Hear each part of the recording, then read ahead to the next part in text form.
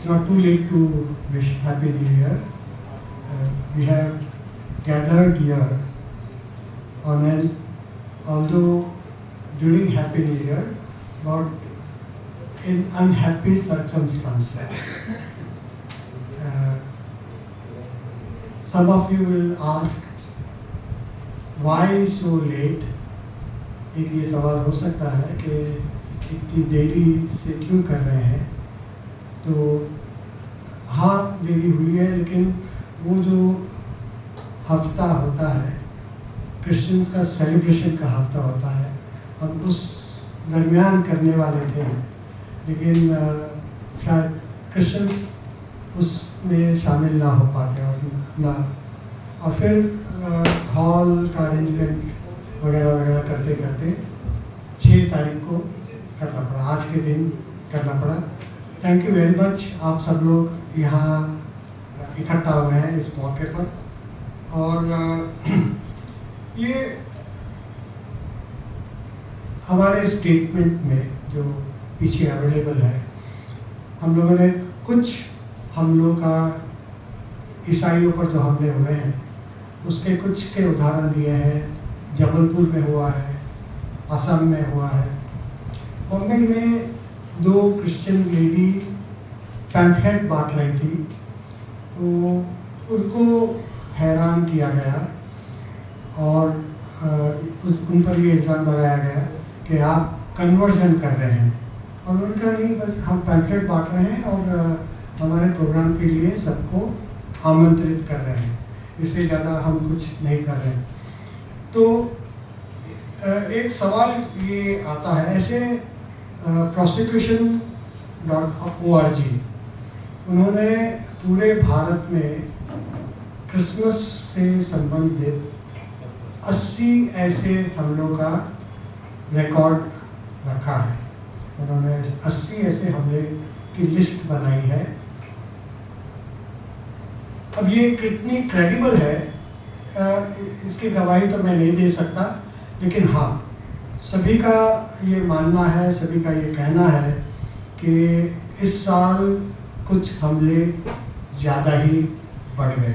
हर साल होते हैं, लेकिन इस साल कुछ ज़्यादा ही बढ़ गए। ये क्रिसमस के दरमियान, क्रिसमस के मौके पर जो हमले होते हैं, उसके अलावा भी साल भर ईसाइयों पर हमले चलते रहते हैं।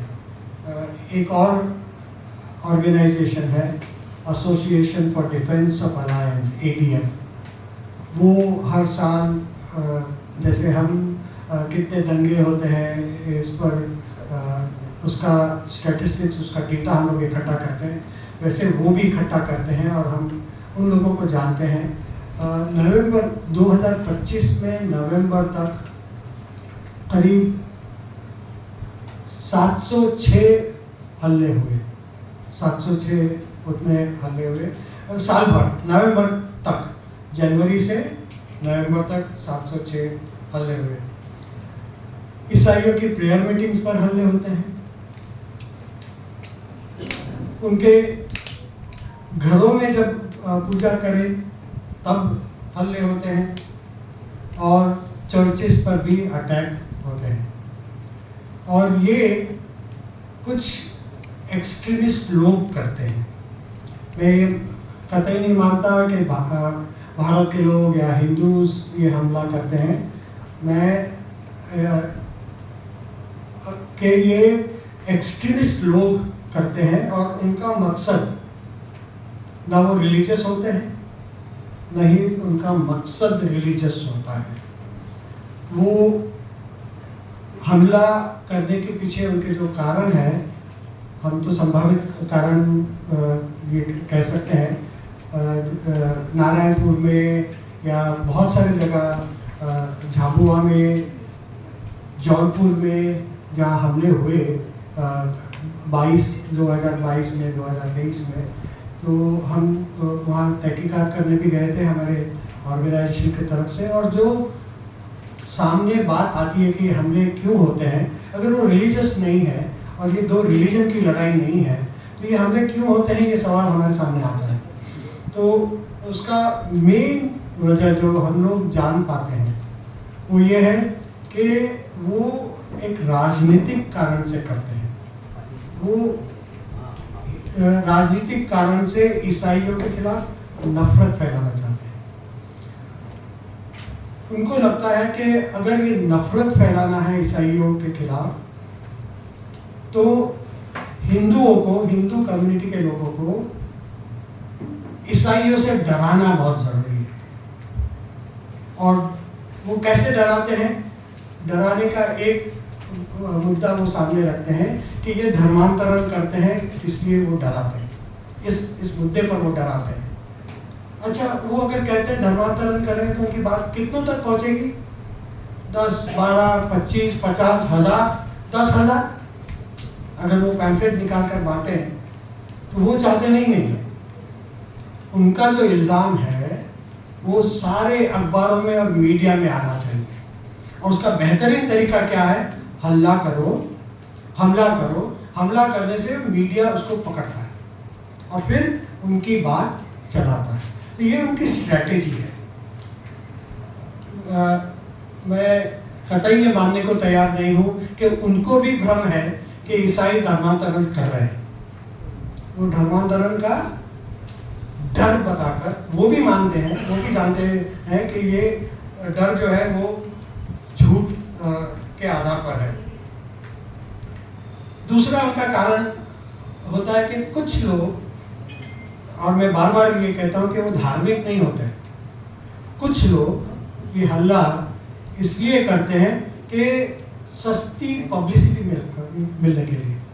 और उनके टारगेट सिर्फ ईसाई नहीं है, उनके टारगेट दूसरे धर्म के लोग भी हैं, दूसरी जाति के लोग भी हैं, जो अलग अलग वक्त पर, अलग अलग मौक़ों पर ये हमला सब पर होता है, बारी बारी से, सब पर अलग अलग तरीके से, अलग अलग वक्त पर और अलग अलग इल्ज़ामों के तहत, गलत इल्ज़ामों के तहत ये हमला होता है। तो हम लोगों ने सोचा कि इंटर रिलीजियस सॉलिडारिटी काउंसिल, हम लोग 3 साल से ज़्यादा हो गए, हम लोग बम्बई शहर में ऐसी कोई भी एक्सट्रीमिस्ट कदम उठता है तो उसके खिलाफ हम लोग आवाज़, हम एक साइलेंट स्पेक्टेटर नहीं रहेंगे, हम हमारी आवाज़ बुलंद करेंगे। हम कहेंगे कि ये नफरती काम है, धार्मिक काम नहीं है। धार्मिक काम नफरती काम नहीं हो सकता। धार्मिक काम हिंसा भड़काने वाला नहीं हो सकता और हिंसा की बात नहीं कर सकता। तो ये बार बार हर मौके पर हम लोग कहने के लिए सारे धर्म के लोग 3 साल से बम्बई शहर में काम कर रहे हैं। हम लोग पहलगाम में जब हमला हुआ तब स्टेटमेंट दिया, लाल किले पर जो हमला हुआ तब स्टेटमेंट दिया, बांग्लादेश में हिंदू और ईसाइयों पर हमला हो रहा है तब हम लोग स्टेटमेंट दे रहे हैं। तो जब भी धर्म के नाम पर नफरत अगर कहीं भी फैलती है, खास करके बम्बई में, तो हम लोग अपनी आवाज़ उठाते हैं। साथ साथ में त्यौहार साथ में मनाते हैं, ईद, रमज़ान, होली, क्रिसमस, सारे त्यौहार हम लोग इकट्ठा मनाते हैं। तो साथ इकट्ठा सेलिब्रेट भी करते हैं और अगर किसी एक पर हमला हो तो हम सब गमज़दा भी एक साथ होते हैं। ये हम लोगों का मकसद है और हम लोग इतने सालों से काम कर रहे हैं। इनका जो इल्ज़ाम है कन्वर्जन का, वो मैं ज़्यादा वक्त नहीं लूँगा, बस आधी 1 मिनट लेकर मैं हमारे जो मेहमान हैं सब मेहमानों को बुलाऊँगा। ये इनका जो इल्ज़ाम है कि बड़े पैमाने पर भारत में धर्मांतरण हो रहा है। अगर आप पिछले सेंसस की स्टैटिस्टिक्स ही अगर देख लो तो ये अपने आप गलत साबित हो जाता है। 2001 में ईसाइयों की जनसंख्या 2.3% थी। 2011 के सेंसस में कोई भी देख सकता है, कोई भी सेंसस के आंकड़े देख सकता है। 2011 में ईसाइयों की जनसंख्या 2.3 ही रही। और एक्चुअली अगर आप पीछे जाइए तो थोड़े से पीछे जाएं, 1991 में 2.6% थी। तो 2.6% से ईसाइयों की जनसंख्या कम हुई। मैं एक और बात यहाँ जोड़कर सभी मेहमानों को आमंत्रित करना चाहूँगा कि जैसे सभी मज़हब के लोग, सभी मज़हब के इंस्टीट्यूशंस बहुत अच्छा काम करते हैं, पढ़ाई का, स्वास्थ्य का, हेल्थ सर्विसेज, गरीबों में ज़रूर पड़े तो कंबल बांटना, कपड़े बांटना, खाना बांटना, जब कोई आपत्ति आती है, आपदा आती है, सभी मज़हब के लोग करते हैं। लेकिन उसमें ईसाई भी किसी से पीछे नहीं है। हमारे उनके बहुत सारे कॉलेजेस हैं, सामने सेंट जेवियर्स कॉलेज है जहाँ सभी बच्चे एडमिशन लेने की कोशिश करते हैं, अस्पताल है, गाँव में शिक्षा फैलाना, आदिवासियों में, दलितों में जहाँ कोई नहीं जाता, ऐसे दूर दराज के इलाकों में जाकर सेवाएं देना, मानव सेवाएं देना। मदर टेरेसा की याद आती है हमें कि जो कोढ़ की बीमारी से या बहुत ही पीड़ित रास्ते पर है, जिनसे लोग 10 हाथ दूर रहना पसंद करते हैं, उनको वो जाकर रास्ते से उठाती है, अस्पताल में लेकर जाती है या अपने आश्रम में लेकर आती है और सेवा करती है ऐसे सब लोगों का। हमारे यहाँ मुस्तफ़ा भाई है इस हॉल में, वो खास मदर टेरेसा के आश्रम को देखने कोलकाता गए, मुस्तफ़ा भाई, और वहाँ से बहुत इम्प्रेस होकर आए और हर साल जाते हैं। उनका बर्थडे अब वो कोलकाता में मनाते हैं, इतने इम्प्रेस हो गए। तो हम अच्छे कामों में एक दूसरे के साथ, मजहबी काम यह है, धर्म का काम यह है कि अच्छे कामों में एक दूसरे के साथ स्पर्धा करें, ताकि हम मानवता की सेवा कर सकें और मानवता फैला सकें। ऐसे वक्त पर हम लोग सब लोग यहाँ इकट्ठा आए हैं। वक्त बुरा है लेकिन हमारा पर्पस अच्छा है, और वो पर्पस ये है कि हम बुरे काम को बुरा कहें। अगर बुरे काम को बुरा नहीं कहेंगे तो अच्छाई समाज में बढ़ेगी नहीं, बुराई बढ़ेगी। और बहुत सारी मसरूफियत के बावजूद हमारे साथ आज का जो पैनल आया है वो लाजवाब पैनल है, और बहुत शॉर्ट नोटिस पर ये पैनल इकट्ठा हुआ है। और जो भी स्पीकर है, पैनलिस्ट है, उनके कमिटमेंट की दाद देना चाहिए। एक तो इतने बिजी होने के बावजूद, इतने मशरूफ होने के बावजूद तुरंत आ जाते हैं, अपने कार्य करते हुए, संभालते हुए, अपने कार्यों के बीच में वो आ जाते हैं। और दूसरा कि कोई बहुत आजीजी नहीं करनी पड़ती है, बहुत ज़्यादा विनती नहीं करनी पड़ती है। इस कॉज को समझते हैं, वक्त की ज़रूरत को समझते हैं और उस कमिटमेंट से आते हैं। तो मैं हमारे पैनल को एक एक करके मंच पर बुलाऊंगा। सबसे पहले हमारे तुषार भाई गांधी को बुलाऊंगा कि वो तुषार भाई ऑथर है, सारे कम्युनल हार्मनी के कामों में, समाज भारत जोड़ो आंदोलन में, और हम भारत के लोग इस ऑर्गेनाइजेशन से वो जुड़े हुए हैं और समाज को जोड़ने का काम 365 दिन करते रहते हैं और हमेशा हमारी हिम्मत अफजाई करते हैं। मैं हमारे convener, inter religious solidarity council के कन्वीनर प्रभु जी केशव चंद्र दास को आमंत्रित करूंगा कि वो आए। प्रभु जी इस्कॉन टेम्पल से भी जुड़े हुए हैं और मंगेश दा, क्रिया योग फाउंडेशन के डॉक्टर मंगेश दा, उनको भी हम बुलाना चाहते थे, बुलाएं, लेकिन आज वो बेंगलोर में है, उनके किसी कार्यक्रम में है, इसीलिए वो नहीं आ पाए। मशरूफियत की दूसरे शहर में उनकी मशरूफियत रही, इस वजह से वो नहीं आ पाए। वरना हमारे साथ जो दूसरे हिंदू रिलीजियस लीडर्स हमारे साथ जुड़े हुए हैं, वो हमेशा ऐसे कामों में, ऐसे मौक़ों पर आगे आते हैं। मैं मौलाना रूह ज़फ़र साहब को बुलाना चाहूँगा, जो एक इस्लामिक स्कॉलर हैं, शिया आलिम है और हमारे साथ जुड़े हुए हैं। पास्टर देवदान त्रिभुवन को बुलाना चाहूँगा, वो क्रिश्चियन डेवलपमेंट एसोसिएशन से जुड़े हैं, सिटीजन्स फॉर द कॉन्स्टिट्यूशन से जुड़े हुए हैं और हमारे इंटर रिलीजियस सॉलिडारिटी काउंसिल के कोर टीम में भी है। मैं फादर माइकल को बुलाना चाहूँगा, जो भी हमारे इंटर रिलीजियस सॉलिडारिटी काउंसिल से जुड़े हैं। उनके साथ मिलकर हमारे बहुत सारे प्रोग्राम्स हुए हैं, उनके सपोर्ट से, उनकी वजह से हमारे प्रोग्राम्स हुए हैं। और वो इंस्टीट्यूट ऑफ इंडियन कल्चर के डायरेक्टर हैं। मौलाना अनीस अशरफी साहब।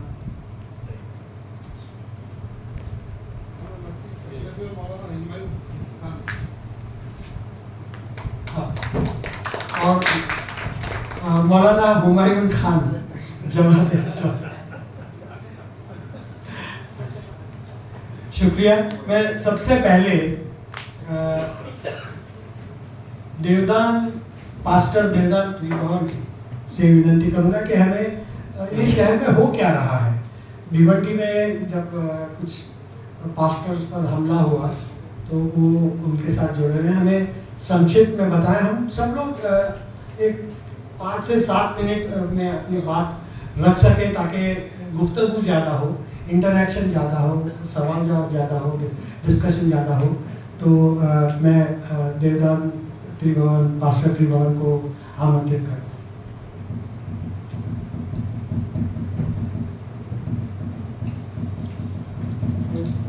थैंक यू सर, आपने काफ़ी कुछ कवर किया। मैं आपको ये बताना चाहता हूँ कि ये जो अटैक्स है, जैसे सर ने कहा है कि दिन ब दिन बढ़ रहे हैं, अभी हो क्या रहा है। हम लोग प्रेयर में आते हैं, अभी हज़ारों साल से हम लोग हर संडे प्रेयर के लिए मिलते हैं। लेकिन अभी अभी क्या हुआ है कि कई लोग दूर दूर रहने जाते हैं, उनको चर्चेस में आने के लिए मुश्किल होता है, तो स्कूल्स में, बैंकेट हॉल्स में, किसी के घरों में हम मिलकर प्रेयर करते हैं। अभी क्या हो रहा है कि अभी अभी ये जैसे सर ने बताया कि कुछ एक्सट्रीमिस्ट्स हैं, ये एंटी सोशल एलिमेंट्स, ये लोग वहाँ पर आते हैं और प्रार्थना बंद करते हैं और कहते हैं कि तुम कन्वर्शन करते हो। और क्या करते हैं, वो मैन हैंडल करते हैं, धक्का मुक्की करते हैं और साथ में पुलिस भी आती है। अभी हमको ये नहीं समझता है कि किसी के परमिशन के बगैर ये लोग कैसे अंदर आ जाते हैं, और ये अंदर आने के बाद में वो धमकाते हैं, थ्रेटन करते हैं, आप ये करते हैं, यहाँ पर प्रार्थना नहीं करना चाहिए, और पुलिस उनके साथ रहती है और फिर पुलिस स्टेशन में लेकर जाते हैं। मैं यहाँ भिवंडी की बात करता हूँ सर। 3 तारीख को एक जगह पे प्रार्थना हो रही थी। हमारे एक मित्र है, यहाँ पर सोशल काम करते हैं, अमेरिका से, आपने देखा होगा, काफी वायरल किया था ये लोगों ने। वो लोग प्रेयर कर रहे थे और इन लोग ने जाकर पुलिस को भी लेकर गए वहां पर दोपहर में कुछ 12 साढ़े 12 बजे, और उन्होंने कहा कि ये धर्मांतर हो रहा है। अभी प्रेयर करते हैं, आशीष देते हैं, ब्लैक मैजिक रेमेडीज एक्ट, ये वो करके उनको रात भर बिठाया वहां पर और फिर उनको अरेस्ट किया। अभी जो लोगों ने उनको वहां पर लाया, जो लोगों ने उनको गाली गलौज किया, जो लोगों ने प्रार्थना बंद किया, उनके ऊपर कोई एक्शन नहीं हुआ। लेकिन ये जो प्रार्थना कर रहे थे, उनमें से 2 पास्टर्स और उनके एक अमेरिकन फ्रेंड थे, उनके ऊपर उन्होंने केस कर दिया। वो अभी भी चल रहा है। कुछ दिन के बाद में हम लोग ने बेल किया और वो बेल से बाहर आए। यही ग्रुप अभी दिसंबर महीने में दूसरे जगह में जहां पर प्रार्थना चल रही थी, वहां पर गए, पुलिस भी साथ में थी और उन्होंने प्रार्थना बंद कर दी। अभी क्या हो रहा है कि ये लोगों को इनका हौसला बढ़ रहा है, क्योंकि पुलिस उनको कुछ नहीं करती, पुलिस आती है साथ में और इंट्रोगेशन ये करते हैं ये पूछते हैं तुम कौन से धर्म के, तुम क्यों आया है, तुमको पैसा दिया है क्या, तुम किस लिए आए हैं। ये अभी समझता नहीं है कि लॉ एंड ऑर्डर इनके हाथ में है, इनके हाथ में है। अभी जब इनको कोई पूछने वाला है, और जहां तक मेरा सवाल है, कोई भी अरेस्ट अभी तक हुआ नहीं है। ऑन द कॉन्ट्ररी इनको अरेस्ट करना चाहिए। पुलिस हमको लेकर जाती है और बोलती है कि यहाँ से बाद इधर तुम जगह बदली करो, यहाँ पर प्रार्थना नहीं करना है। और तो और जहां पर प्रार्थना करते हैं वो मालिक को भी धमकाते हैं कि आप दूसरे संडे से यहाँ पर कोई आना नहीं चाहिए। अभी ये भिवंडी में हुआ, अभी अभी MIDC अंधेरी पुलिस स्टेशन में हुआ, अंधेरी पुलिस स्टेशन में हुआ, भोईवाड़ा पुलिस स्टेशन में हुआ। ये लोग ने प्रार्थना बंद कर दी है और कहते हैं धर्मांतर। अभी सर ने स्टैटिस्टिक दिया कन्वर्शन, क्या कन्वर्शन करते हैं मैं आपको बताता हूँ। लाखों लोग क्रिश्चियन स्कूल्स में और कॉलेजेस में पढ़ते हैं, लाखों लोग पढ़ते हैं, तो इसका मतलब धर्मांतर होता है। तो हमारा सवाल सरकार से यह है कि जो पुलिस है, ये पुलिस का ये लोग इस्तेमाल कर रहे हैं और एक डर बनाया है। हमको प्रेयर में आने के लिए भी लोग डरते हैं। ये ऐसा माहौल कभी भी नहीं था। अगर हमारी डेमोक्रेटिक कंट्री है और हम लोकतंत्र में विश्वास करते हैं, तो अभी ईसाई घबरा रहे हैं और इन्होंने डर फैलाया। जैसे इरफान सर ने कहा, ये सही बात है, डर फैलाया और लोगों को अभी कई जगह नहीं है, दूर दूर जाने के लिए चर्चेस में उनके पास टाइम नहीं है। आपको मालूम है बम्बई ट्रैफिक है, दूर जाना पड़ता है, तो कहीं भी आकर वो लोग प्रार्थना करते हैं और ये थ्रेटनिंग कर रहे हैं। तो हमारा सरकार से भी सवाल है कि क्या पुलिस इनके साथ मिली हुई है, और पुलिस का काम तो उनको भी अरेस्ट करना है। और अब तक मेरे ख्याल से और मेरे समझ में अभी तक ये नहीं है कि क्यों अभी तक अरेस्ट नहीं हुआ है। ऑन द कॉन्ट्ररी हमारे लोगों पर केस करके रात भर वहां पर बिठाते हैं और थ्रेटन करके उनको भेजते, वापस आप वहां पर करना नहीं, आप कहीं भी जाओ। तो मेरा ये रिक्वेस्ट है गवर्नमेंट से भी, और ये मुंबई पुलिस का नाम है, लेकिन मुंबई पुलिस बिल्कुल एक्ट नहीं कर रही है और इसलिए दिन ब दिन हमारे ईसाइयों पर हमले हो रहे हैं। तो हम कहते हैं कि ये कहीं ना कहीं उसको रोकना चाहिए और पुलिस ने भी इसमें देखना चाहिए। Thank you very much.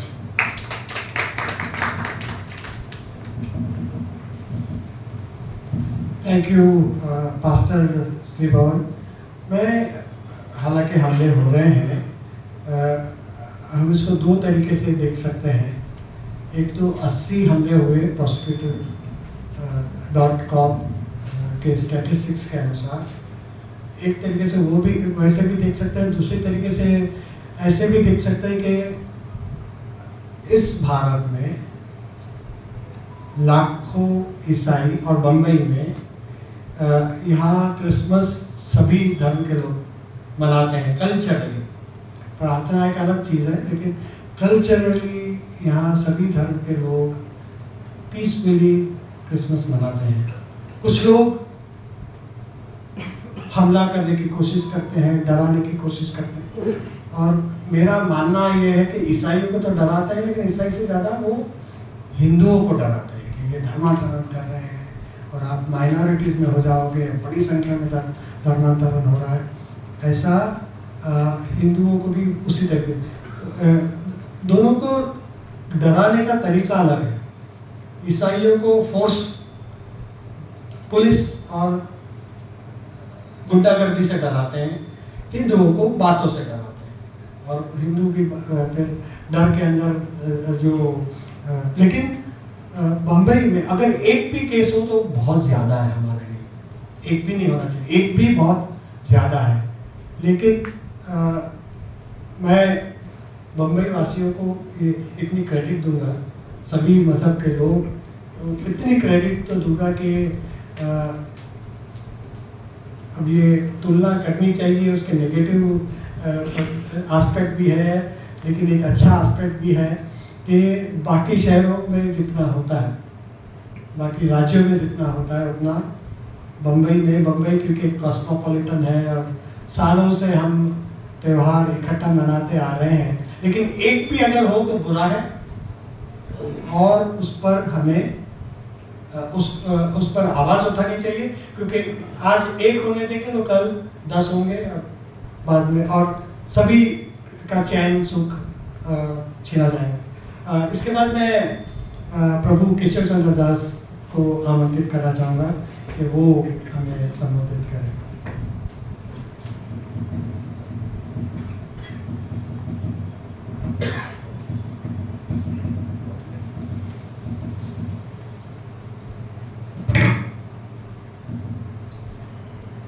नमस्ते and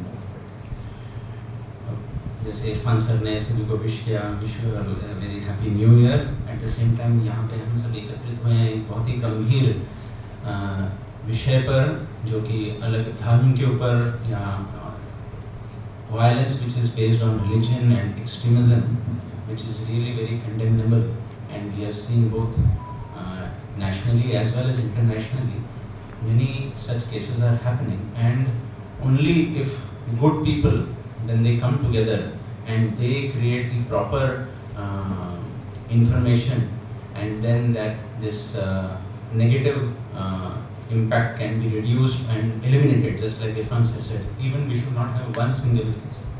So on behalf of Interreligious Solidarity Council, as Irfan sir, Stanley sir, and we've all come together, and so many other representatives, so we have come out with this statement of Interreligious Solidarity Council. India is internationally recognized for its civilized ethos of Vasudhaiva Kutumbakam, the belief that the world is one family, which reflects the country's long-standing commitment to diversity, pluralism, and mutual respect among religious and cultures. The inclusive tradition has historically enabled people of different faiths to celebrate each other's festivals with joy and camaraderie.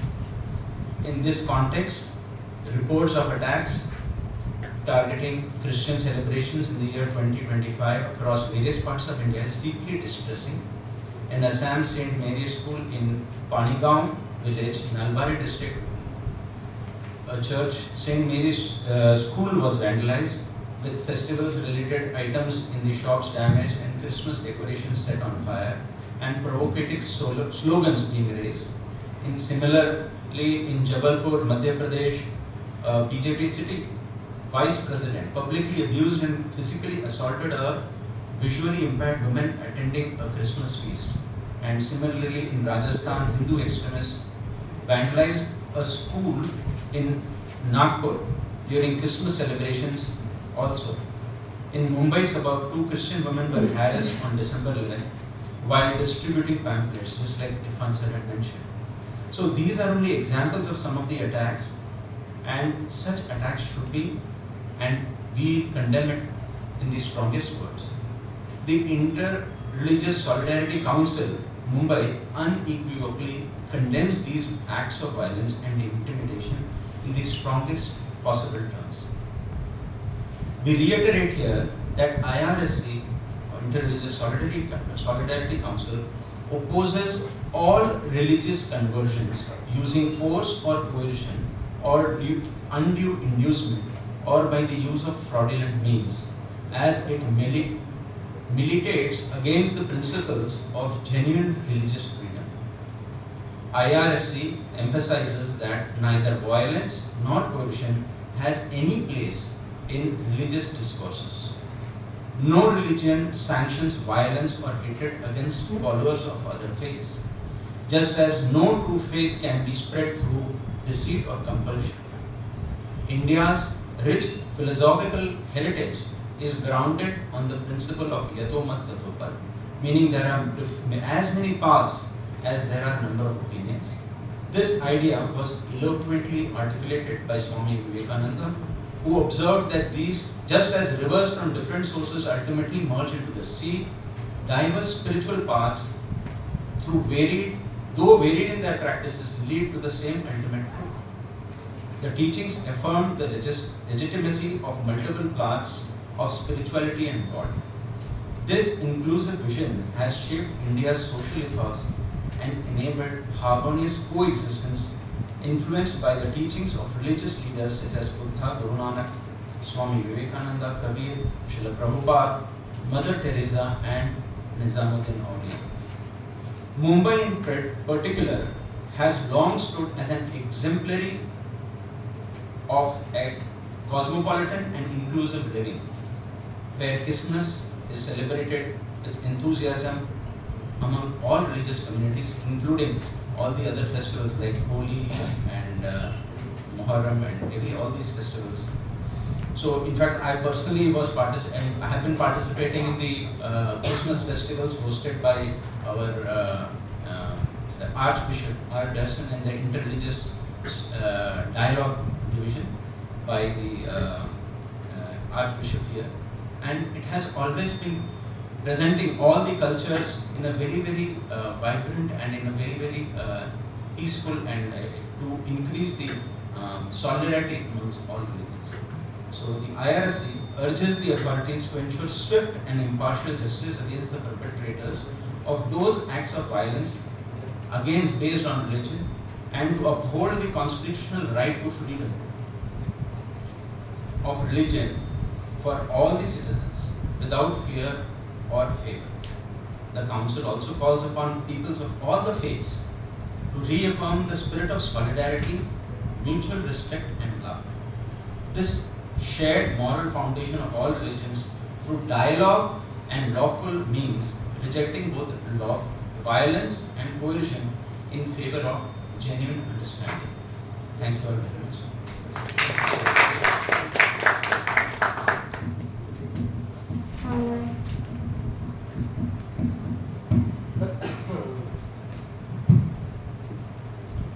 Thank you, Prabhuji, for that beautiful, inclusive message. And we all need to work together, be together. With this, may I call Tushar Bhai to address us.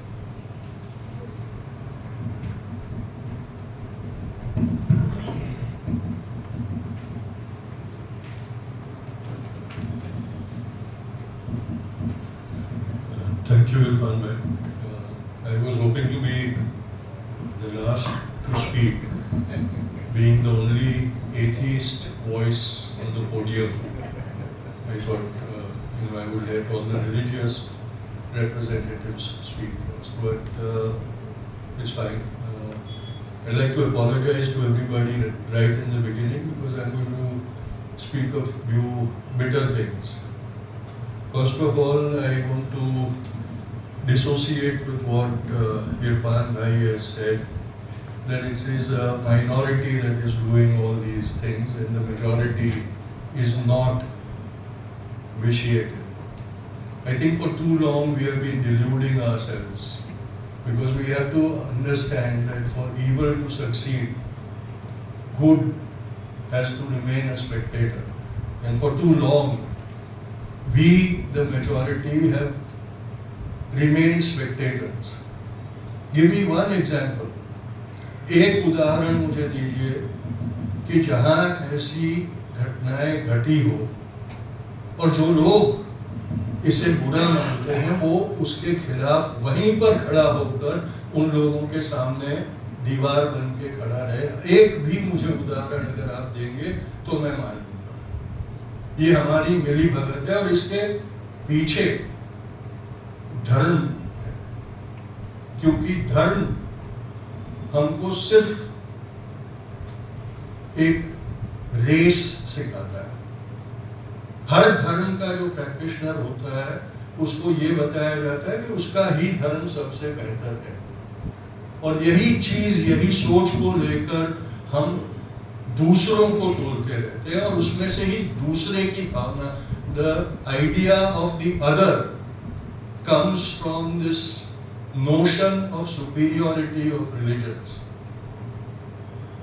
And so I think the time has come when India constitutionally must discard secularism and adopt atheism as its creed. You can practice your religion. Religion must be private. The practice of religion must be private. In public, unless we are atheists, we will not be equal, we will not be inclusive. Because we will continuously judge each other. ये हिंदू धर्म में हम बहुत बड़ी वसुदैव कुटुंबकम की बात सुनते हैं। कौन सा वसुदैव कुटुंबकम? जिस धर्म में उसी धर्म के लोगों को अलग माना जाता है, जिनको समानता नहीं दी जाती है, उसमें कौन सा कुटुंब? A family has to be equal, no? Just. How have we been treating the Dalits? And this is a political strategy that is also must be remembered. This attacks on the minorities is a political strategy because Indian politicians have realized the dividends of hate. Hate आज election में सबसे सफल तत्व बन गया। अब एक Christians के ऊपर के अटैक्स का ही देखिए, हर बार जब क्रिश्चियनों पे क्रिसमस के आसपास अटैक हुए, चर्चों पे अटैक हुए, वैंडलिज्म किया गया है, तब बिशप्स प्रधानमंत्री के साथ चाय पीते हुए फोटो पर छापते हैं अपना। हाँ, क्योंकि बिशप्स को तो मारा नहीं जाता ना, बेचारा छोटा पादरी जो कम्युनिटी में काम करता है उसको मारा जाता है, बिशप को तो नहीं मारा जाता। और उसको तो प्रधानमंत्री के साथ चाय पीते हुए तस्वीर से विदेशों में भी बहुत वाहवाह मिलती है। ये जो सारी हिपोक्रेसीज है, इसके बारे में हमने खुलकर बात करनी होगी। मुसलमानों को मारा जाता है गोहत्या पर से, लिंचिंग होती है, वो बीफ खाते हैं, क्रिश्चियन भी बीफ खाते हैं, तो फिर क्रिश्चियनों को क्यों बीफ खाने पे नहीं मारा जाता? क्योंकि अगर बीफ खाने पर मारना ये बात यूनिवर्सलाइज कर देंगे तो लोग ऊब जाएंगे। इसलिए मुसलमानों के लिए बीफ खाने वाला बहाना और क्रिश्चियनों के लिए धर्मांतर का बहाना। अगर धर्मांतर ही आपको बुरा लगता है तो मुसलमानों में भी होता है, तब क्यों नहीं उनको रोका जाता है? ये सारी झूठी बातें हैं। These are lies that are propagated to justify basically the dominance of religion and the dominance of the powerful in religion. Not everybody in religion also, but the powerful in religion. This is what we must fight against. The time has come when we need to get angry. हम लोग गुस्सा नहीं होते, इतने सारे वाकये हो जाते हैं, इतनी सारी वारदात हो जाती है, हम गुस्सा नहीं होते। जब कन्वीनियंट होता है हम गांधी की शरण में चले जाते हैं और सहिष्णुता की बात करने लगते हैं।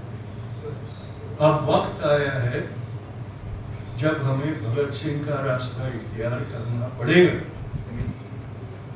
हमें रास्तों पे उतरना पड़ेगा, हमें ऐसी जहरीले लोगों से लड़ना पड़ेगा। हाँ, हम हमारी बात जरूर करें, हम ऐसे भी हमारा निषेध दिखाते रहें, पर वो लोग जो ये बातें करते हैं और करवाते हैं, उनको पता है कि हम जैसे लोग एक मीटिंग करवा लेंगे, एक प्रेस कॉन्फ्रेंस करवा लेंगे और फिर हमने बहुत कर लिया ये सोच के घर बैठे हैं। वो लोग हर किसी बहाने से रास्तों पे उतरकर अपनी नफरत फैलाने का काम करते रहते हैं।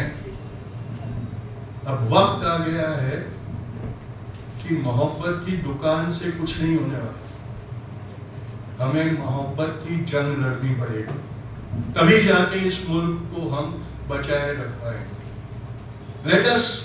Let us shrug off this mantle of complacency. Let us get angry and let us act in anger.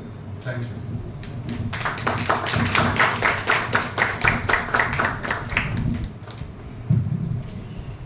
Thank you very much Tushar भाई।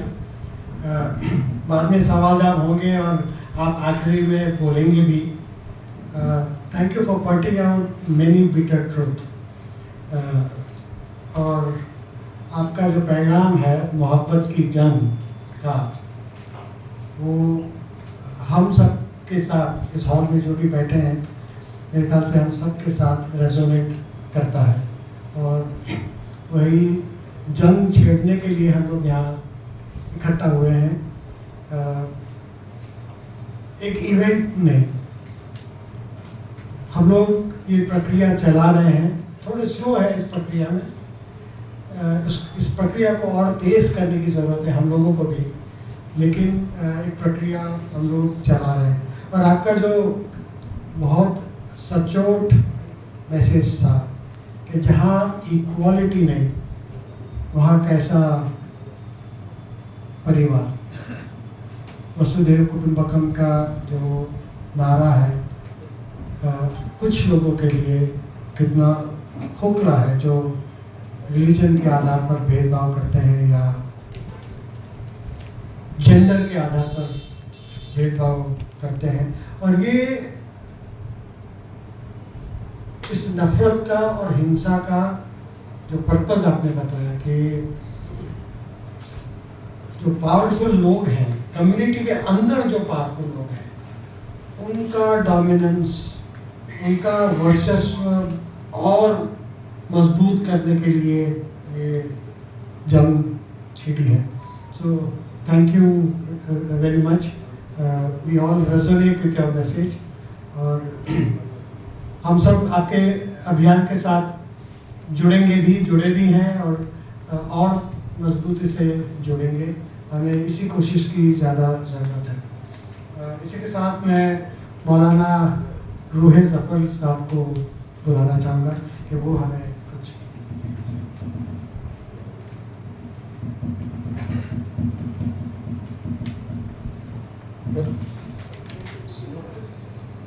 वक्त बखैर तमाम हज़रात, तमाम बुजुर्ग जो यहाँ बैठे हैं, उन सब की इजाज़त से हकीकत ये है कि इस वक्त हम यहाँ जमा हुए हैं किसी एहतजाज के लिए नहीं कि लड़ें झगड़े नहीं, हम मोहब्बत की जो जंग कही गई है हम इसी को बढ़ाने के लिए निकले हैं कि आखिर हमारे मुल्क में किसी चीज़ को तो हमें मानना पड़ेगा, किसी चीज़ को तो मानना पड़ेगा कि जहाँ पर जाके सब रुके। जब से मुल्क आज़ाद हुआ है उस वक्त से सब आके कानून पे रुकते हैं कि जो हमारा मुल्की संविधान है, जो कानून है, उसको आज उसी को पामाल किया जा रहा है। जब हमारे कानून में साफ साफ लिखा हुआ है, आर्टिकल्स जो आके पढ़े 14 नंबर 25 नंबर क्या लिखा हुआ है, बराबरी, सब बराबर है, सब आज़ाद हैं, तो फिर इस तरीके की जंग, इस तरीके का हमला, इस तरीके से किसी के ऊपर भी, ना ये कि सिर्फ ईसाई हजरात बल्कि मुल्क में रहने वाले जितने भी हैं, किसी पर इस तरीके का हमला करने का क्या मकसद है। और साथ में अगर जैसा कि कहा गया कि पुलिस सपोर्ट करती है ऐसे लोगों को, तो फिर कहाँ जाएगा आदमी। तो फिर वही बात कि खुद बढ़ के जंग करना पड़ेगा, खुद बढ़ के आगे आना पड़ेगा और देखना पड़ेगा। और ये जो इस वक्त यहाँ पर आप हजरात बैठे हुए हैं, बहुत ही पाक मुकद्दस मोहतरम और धार्मिक पेशा है आप लोगों का, जो आप रिपोर्टर कर रहे हैं। सच्ची रिपोर्ट कीजिए, सही खबरें बताइए और लोगों को बताइए कि ये लड़ाने वाले, ये झगड़ा कराने वाले, ये सब बेकसूर हैं, बेखता हैं, जो मैदान में आ रहे हैं। जो इनको लड़ा रहा है वो खताकार है, उसको पहचानिए, बताइए कि इसका फायदा कौन उठा रहा है। ये जो सड़कों पे आके छोटे छोटे बेचारे गरीब फकीर आके एक दूसरे को मारते हैं, या पुलिस की मदद से आके ये जो मोहल्लों के और इलाके के लोग आके हमले कर देते हैं, ये असल नहीं है। असल कौन है, इसकी तय में जाइए और इनके चेहरे से नकाब उलटिए और लोगों को बताइए कि इसका फ़ायदा कौन उठा रहा है। इसका फ़ायदा वही लोग उठा रहे हैं कि जो हमारे दरमियान बड़ी बड़ी इज्जत की पगड़ियां ले लेकर, बड़ी बड़ी इज्जत के ताज पहनकर हमारे दरमियान आके मीठी मीठी बातें कर रहे हैं और नीचे से वो हमारे दरमियान लड़ा के इस तरीके के काम कर रहे हैं। ज़रूरत है इस वक्त की, खास करके मीडिया का इस वक्त एक बेहतरीन रोल ये होना चाहिए कि हकीकतों को बयान करे। जहाँ हकीकत बयान नहीं होगी वहाँ पर इस तरीके की रहनुमाइयाँ और ज़्यादा बढ़ेंगी। अगर हकीकत बयान होगी तो हर इंसान जो इस तरफ कदम बढ़ाना चाहेगा, आपके एक बयान से, आपके एक लिटरेचर से वो अपने आप को इस गुनाह और इस जहन्नम से अपने आप को रोकेगा और फिर अमन सुकून बाकी होगा, कायम होगा। ज़रूरत है कि वाक़ई मोहब्बत की जंग लड़ी जाए और जो असली मुजरिम हैं उनको सामने लाया जाए। अस्सलाम वालेकुम।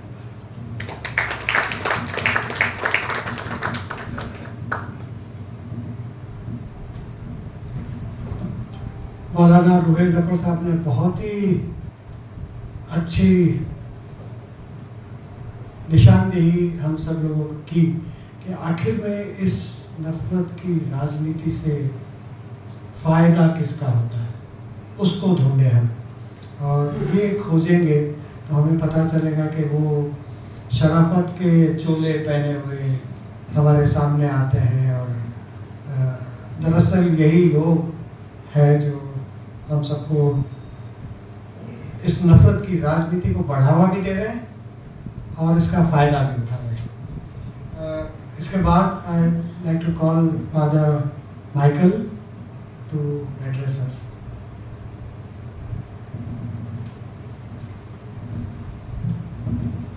Namaste.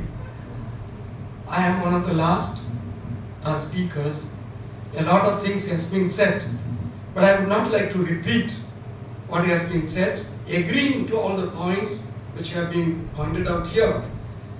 We all agree that hate speech has increased, intimidation, threat, harassment, physical violence, mental torture, false accusations, and hindrance to carry out services to people. These are all happening. Behind this, there is a kind of brainwashing going on to malign certain group of people in terms of, say, religious conversion or in terms of cow slaughter or whatever maybe. But my point is, how do we as Indians understand ourselves, our identity? Our identity comes from citizenship, and the citizenship is given to us by the Constitution. I would say anybody, whether Christians or Muslims or anybody, Hindus or anybody, if they break the Constitution, they should be punished. Okay, but having said that, what is the constitutional provision for the people of India? And there is a method of, even if somebody breaks the law, nobody simply can enter in my house and beat me up. There are rules and regulations. So what I would like to point out is, we have been accused of religious conversion, say Christians, and the brainwashing is going on. There is a threat to the majority community, 80% of the majority community. But we need to ask ourselves,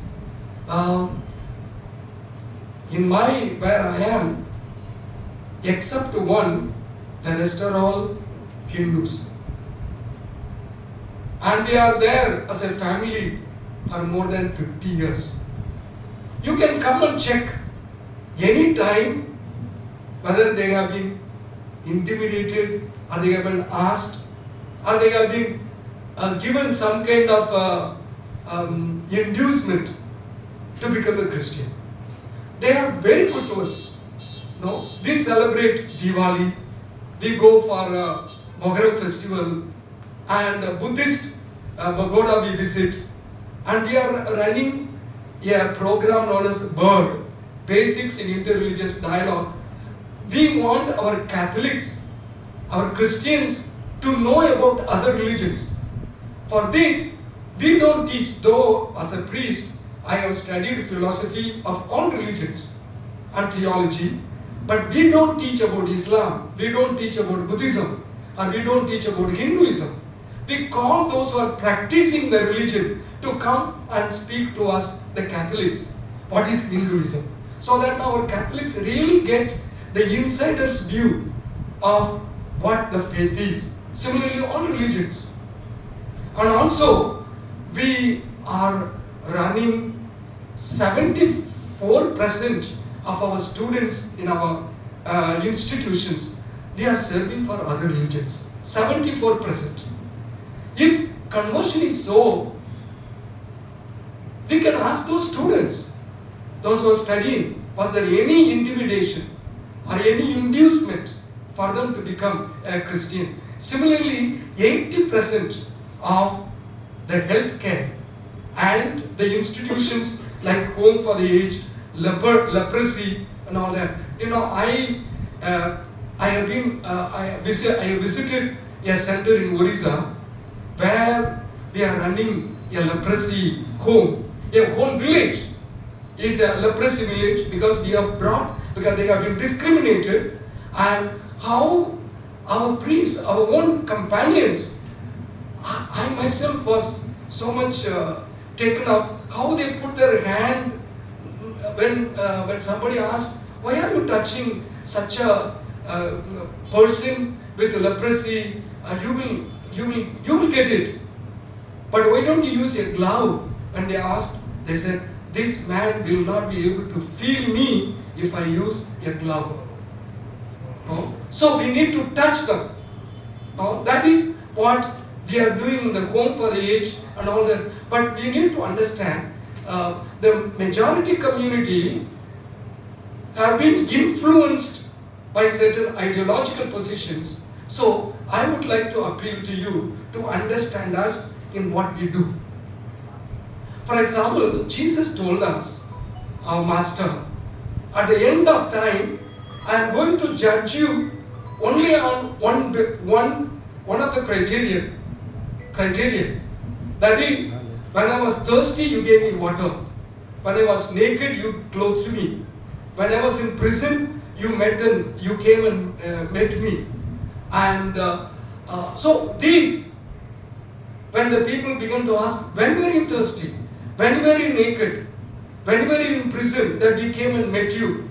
And he would tell them, in so far as you gave water to a thirsty man, you gave it to me. In so far as you gave a clothing to a person who was naked, you clothed me. And he would tell the other side, I was thirsty, I was naked, I was in prison, you did not do anything for me, so you are condemned. And they will ask, when were you thirsty? When were you naked? When were you in prison? And Jesus said, I will tell you, in so far as you have not done to a naked man, in so far as you have not done to a thirsty person, you have not done to me. And that motivates us to do social service, to the image and likeness of human person, the dignity of human person. Wherever there is a lack of dignity of human person, we have to take and give dignity. If we don't give dignity for us, we will not be able to be closer to God. That motivates us to do all this social work. And this is being misunderstood. So I am appealing to the majority community and others here to understand us. It is not for a private or personal intention or for our selfish motive we do these kind of things. It is a mandate given to us that you have to take care of the dignity of human person. In so far as you are doing, taking care of the dignity of human person, you are a good person. Otherwise, you are not a good person. And that's what we are doing. And for this, we have been suffering, and the suffering will not stop us. Because it is a good action we need to do. So, I would point out that, as several people have pointed out, the Christian community is trying to make all of us to be rich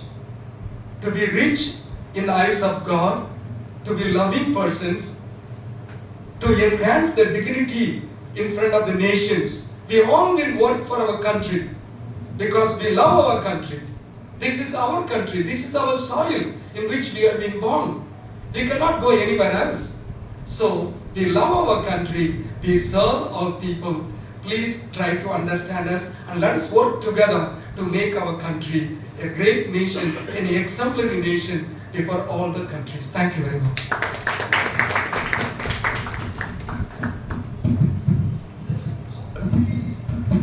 Thank you, Father. You very much. You very well explained to us what the Christian community does, why it does, and how it is misunderstood. Actually, it's not misunderstood by people of India.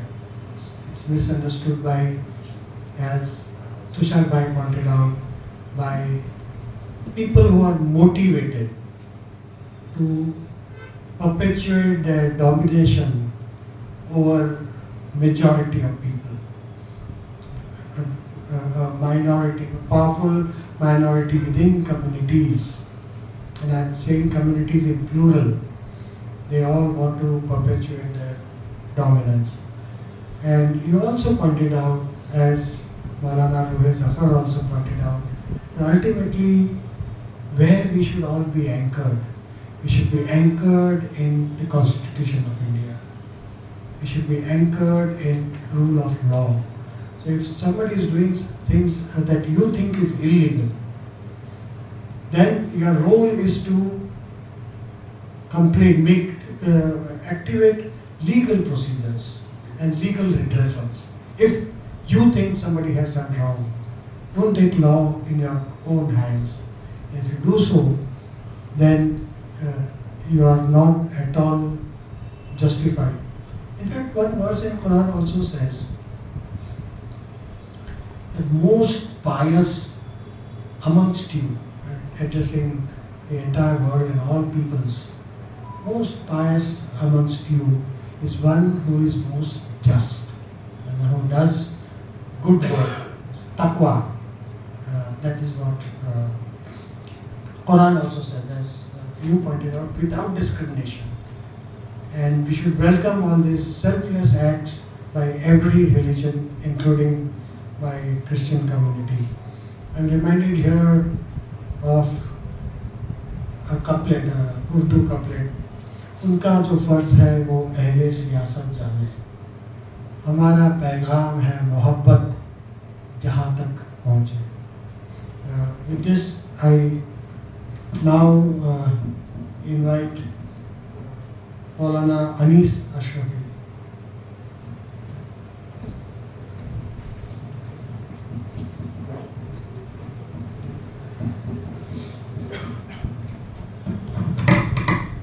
बहुत शुक्रिया तमाम शुराका की गुफ्तगू और ख़ास तौर पर मुझसे पहले फादर ने जो गुफ्तगू करी वो यकीनन हार्ट टचिंग थी. अपने एहसासात का खूबसूरत लफ्ज़ों में उन्होंने इजहार किया. चंद बातें मैं भी जुर्रत कर रहा हूँ अर्ज़ करने की. बेहतर यही है कि हम रिपीटिशन के बजाय हल की तरफ बढ़ें कि इन मसाइल का हल क्या है, और हल के लिए हमें सोचना होगा क्या हम मुसीबतें पड़ने पर ही मिले, दुख के वक्त ही हमारी मुलाकातें हों, तकलीफ जब हमको बिल्कुल घेर ले तब हम आकर के सर जोड़ करके बैठे. क्या वो सादा से मौके नहीं होंगे कि हम एक दूसरे के साथ बैठें और अपना सुख भी बांटे दुख के आने से पहले, बल्कि ऐसा वातावरण तैयार कर दें, ऐसा माहौल तैयार कर दें कि लोग कम से कम इस जमीयत को देख करके, जमा होने को देख करके कि दो लोग इकट्ठे हो गए हैं या दो कौमें इकट्ठे हो गई हैं या रिलीजियस पर अमल करने वाले अहिंसावादी भी और लोगों को अच्छा पैगाम देने वाले, मोहब्बत बांटने वाले इतने सारे लोग इकट्ठे हो गए हैं, तो अब इनकी तरफ आंख उठा करके देखना दुश्वार है. तो ऐसा माहौल क्रिएट होना चाहिए और ऐसे माहौल के लिए इससे आगे जाकर के और भी कुछ चीज़ें हैं मेरे जहन में कि क्यों ना हम चोर को ही कोतवाल बनाने की कोशिश करें। मसलन कुछ जगहों पर मैंने देखा कि इंस्टीट्यूट्स है, अगर उनमें आपको प्रोग्राम्स करने हैं तो वहाँ एक फ़र्ज़ होता है कि इंस्टीट्यूशन के जो जिम्मेदार हैं, आपकी कोई भी मीटिंग हो तो उसमें आपको उनको प्रेसिडाइज करना पड़ेगा, जिम्मेदार बनाना पड़ेगा। तो क्यों ना जहाँ हमारे एक सज्जन ने बात की थी कि जो प्रेयर्स होते हैं या ख़ास प्रेयर्स होते हैं संडे के अलावा, उन मौके पर जिनकी तरफ मौलाना रूह ज़फ़र साहब ने इशारा किया है कि वो छुपे हुए चोर लोग जो हैं, जो इस तरीके की बातें करके असामाजिक तत्व जैसे लोगों को आगे बढ़ा करके इन मजलिसों और महफिलों को ख़राब करते हैं, क्यों ना कुर्सियों पर ला करके उन्हीं को बिठा दिया जाए कि भाई आप हमारे साथ में हैं, तो जो वो काम करना चाहते हैं शायद कहीं रुकें। ये छोटी सी चीज़ें हैं, कुछ जहन में थी। तुषार भाई की तरफ मैं इशारा करूंगा कि जहां उन्होंने मजहब की बात की है, कोई मुनाजरे का वक्त नहीं, ना मुनाजरे कभी फ़ायदामंद रहे, लेकिन मजहबी सच्चाइयाँ, सच ये है कि हमने छुपाई हैं। हमने वो सच्चाइयाँ जो और बढ़ करके मजहब ने जैसे प्यार दिया है और अहिंसावाद की बातें की हैं, उनको कहीं ना कहीं हमने इंसानियत के सामने पेश करने की जुर्रत नहीं की है, कहीं ना कहीं छुपाया गया। मसलन मैं एक आयत कोट करूं कुरान पाक की, सूरह हज की आयत है, आयत नंबर 40। उसमें अल्लाह सुब्हानहू व तआला जिहाद की इजाज़त दे रहा है कि जिहाद कीजिए। क्यों कीजिए? सबब उसकी वजह बयान फरमा रहा है, लहुद्दिमत सवामिउ बिया व सलावात व मसाजिद। 4 लफ्ज आए हुए हैं। तुम्हें इजाज़त दी जा रही है जिहाद की, लहुद्दिमत सवामिउ बिया व सलावात व मसाजिद। तुम्हें जिहाद की इजाज़त इसलिए दी जा रही है कि तुम बाहर निकलो हिफाजत करने के लिए सुमाओं की, बिया की, सलावात की और मसाजिद की। मस्जिद को 4th नंबर पर रखा है, मस्जिद को 4थे नंबर पर रखा है। उससे पहले 3 इबादत गाहों का जिक्र है। सवामे ये चर्च से, अरबी जबान में सोमा चर्च को कहते हैं। एक मुसलमान जिहादी जिम्मेदार को ये कहा जा रहा है कि तुम जिहाद इसलिए करो कि चर्च की हिफाजत हो और चर्च में रहने वालों की हिफाजत हो।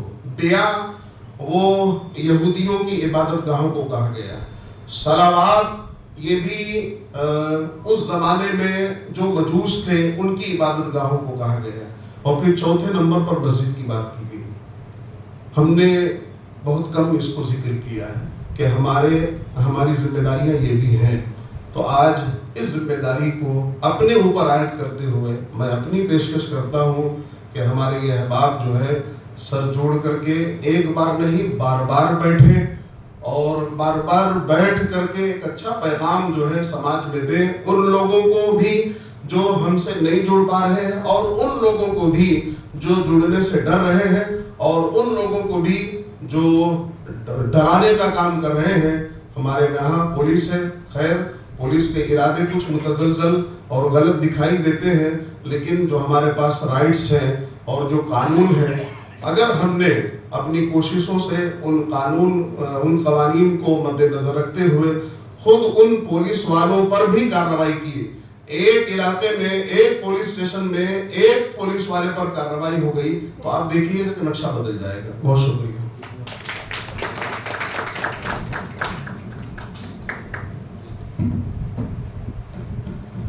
शुक्रिया मौलाना अशरफी साहब।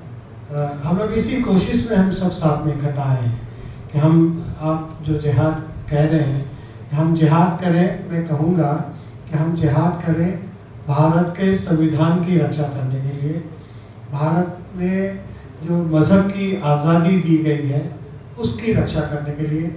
और यहाँ हम लोग सब इकट्ठा हुए, मैं एक सीक्रेट सभी के साथ शेयर करना चाहूँगा कि इस प्रेस कॉन्फ्रेंस का, इस मीटिंग का जो इनिशिएटिव है वो ईसाइयों की तरफ से नहीं आया, ये मुस्लिम दीगर मज़हब के लोग हैं उनके तरफ से ये पूरा इनिशिएटिव आया है, कोशिश है, और ईसाई शामिल हुए हैं उसके अंदर, ईसाई उसके अंदर शामिल हुए हैं। तो हम वो जिहाद करेंगे, लेकिन कानून के दायरे में रहकर जिहाद करेंगे। जिहाद से हम लोगों का मतलब यही है कि हम कोशिश करें, हाँ संघर्ष करें, कोशिश करें। तो हमारे इसके बाद मैं हुमायूं साहब को बुलाना चाहूँगा और समीर वागले अगर हैं, समीर वागले, उसके बाद हुमायूं साहब और समीर वागले से भी मैं, वो मुंबई पर पीस से जुड़े हुए हैं, उनसे भी मैं कहूँगा कि चंद अल्फाज हमारे साथ शेयर करें। हुमायूं साहब, हुमायूं शेख, जमात इस्लामी के मुंबई के प्रेसिडेंट हैं।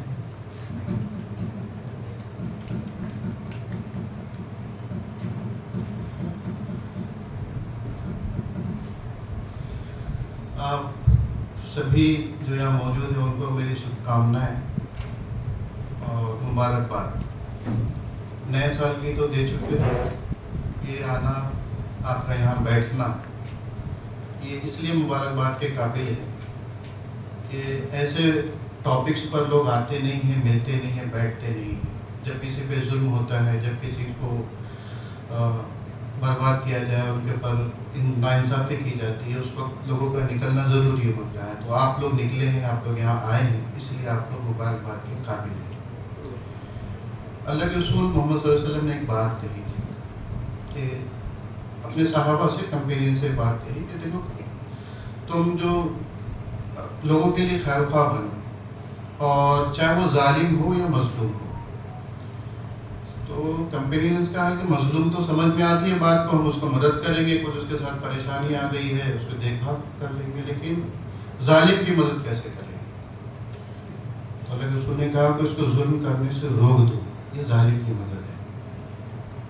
तो आज जो है, जो बात हमारे सामने है कि जो डेटाज हैं आपके सामने, 2014 में ये जो डेटा, जो कुछ मिलता है गवर्नमेंट का डेटा जो बताता है, 126 केसेस थे 2014 के अंदर हमारे क्रिश्चियन भाइयों पर मजालिम के। वहीं आकर आप देखते हैं कि कुछ लोग 850 का डेटा बताते हैं, अभी कुछ 750 लोग कहते हैं। तो अलग अलग डेटा है, मतलब किस तेजी से बढ़ा है। तो बढ़ने की वैसा नहीं था कि पहले नहीं होता था ये काम, पहले भी लोगों ने, जो अलग अलग माइंडसेट के लोग जिनकी मैपिंग की गई है, जिनको आप एक्सट्रीमिस्ट कहें, जिनको आप और दूसरे नाम भी कहे जा सकते हैं, तो पहले भी करते थे, लेकिन वो तेजी से बढ़ने की वजह क्या है?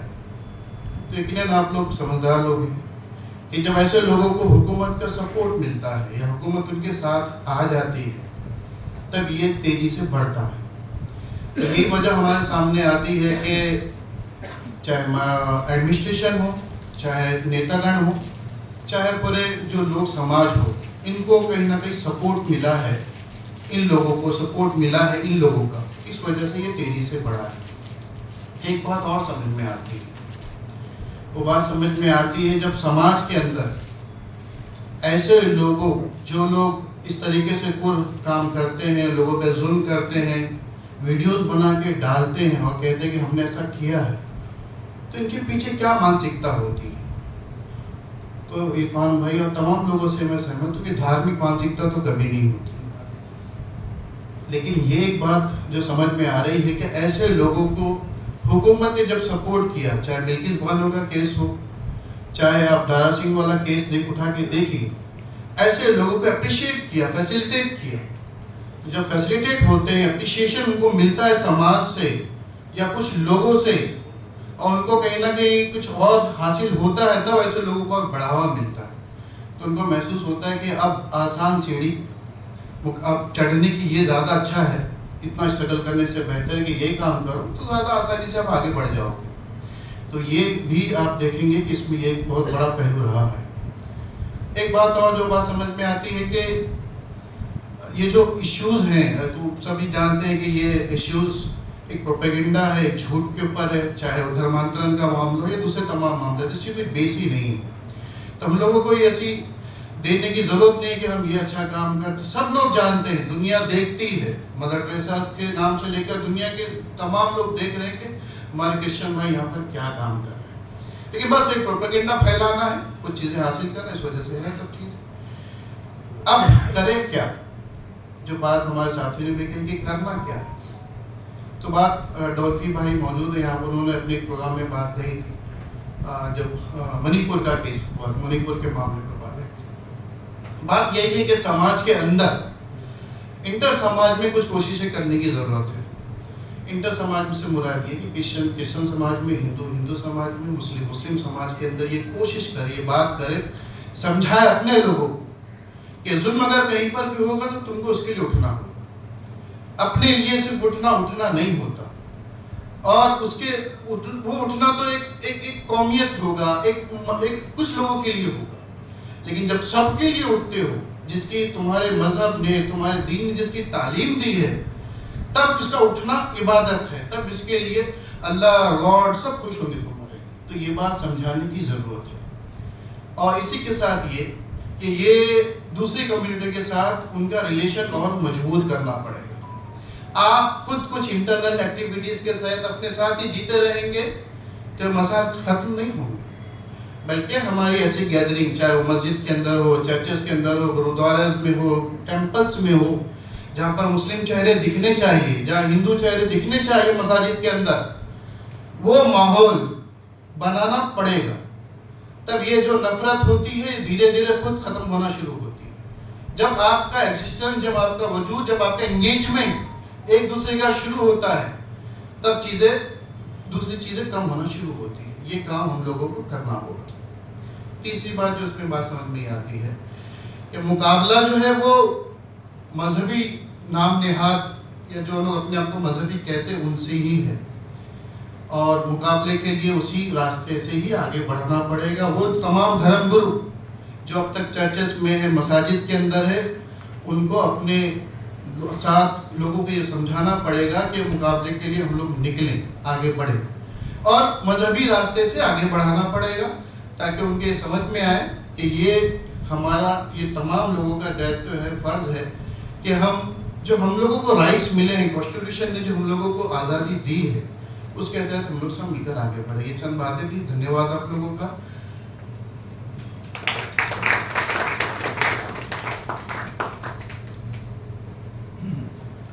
हुमायूं भाई ने हमें क्या करना चाहिए इस बारे में बताया। हम ये कोशिश कर रहे हैं, और हुमायूं भाई भी हमारे साथ जुड़े हुए हैं। पिछले साल इंटर रिलीजियस सॉलिडारिटी काउंसिल ने करीब 13 प्रोग्राम्स किए, अलग अलग प्रोग्राम, यानी करीब हर महीने एक, और हर बार दुख या एक रिएक्शन में नहीं हम लोग मिले थे, लेकिन हम एक पॉजिटिव एजेंडा लेकर भी मिले थे और उसको लेकर चल रहे हैं। इस साल का पहली एक्टिविटी 6 जनवरी को हुई है, और कोशिश करेंगे कि पिछले साल से ज़्यादा ही हम लोग इकट्ठा आए, मिले, दुख दर्द बांटें, अच्छी बातें करें, अच्छी बातों को फैलाएं। और यहाँ जो हम लोग अच्छी संख्या में जमा हुए हैं, लेकिन फिर भी बहुत कम है। हम उम्मीद करते हैं कि इससे बड़ी संख्या में हम लोग इकट्ठा होंगे, और इकट्ठा हुए हैं। जब हम लोग गुरुद्वारे में मिले थे, मैंने पहली बार गुरुद्वारा अंदर से देखा, बाहर से तो देखा था, लेकिन जब हम गुरुद्वारे में मिले तब सेक्रीफाइस के कंसेप्ट को लेकर हम लोग चर्चा कर रहे थे। गुरु पर्व के मौके पर उसके इर्द गिर्द हम लोग मिल रहे थे, और हर धर्म में सेक्रीफाइस की क्या संकल्पना है इसके बारे में बखूबी से चर्चा की। और हम लोग फ्रैंकली बात करते हैं एक दूसरे के साथ, एक दूसरे के खिलाफ कुछ मुद्दे हो तो वो उठाते हैं और एक दूसरे को समझते हैं। तो यहाँ तक हम लोग इस 3 साल की प्रक्रिया में पहुँचे हैं, और इंशाल्लाह और आगे बढ़ते जाएंगे। मैं समीर भाई को बुलाऊंगा। समीर वागले हमारे इंटर रिलीजियस सॉलिडारिटी काउंसिल के कोर टीम के मेंबर भी हैं और मुंबई फॉर पीस के साथ जुड़े हुए हैं, बहुत सारी एक्टिविटीज़ में काफ़ी इनिशिएटिव लेते रहते हैं। उनसे भी हम आगे क्या इस प्यार मोहब्बत को या प्यार मोहब्बत की जंग को आगे कैसे बढ़ाएं, अगर इसके बारे में उनसे भी कुछ सुनने का मौका मिले, उसके बाद हम डिस्कशन के लिए खुला छोड़ेंगे।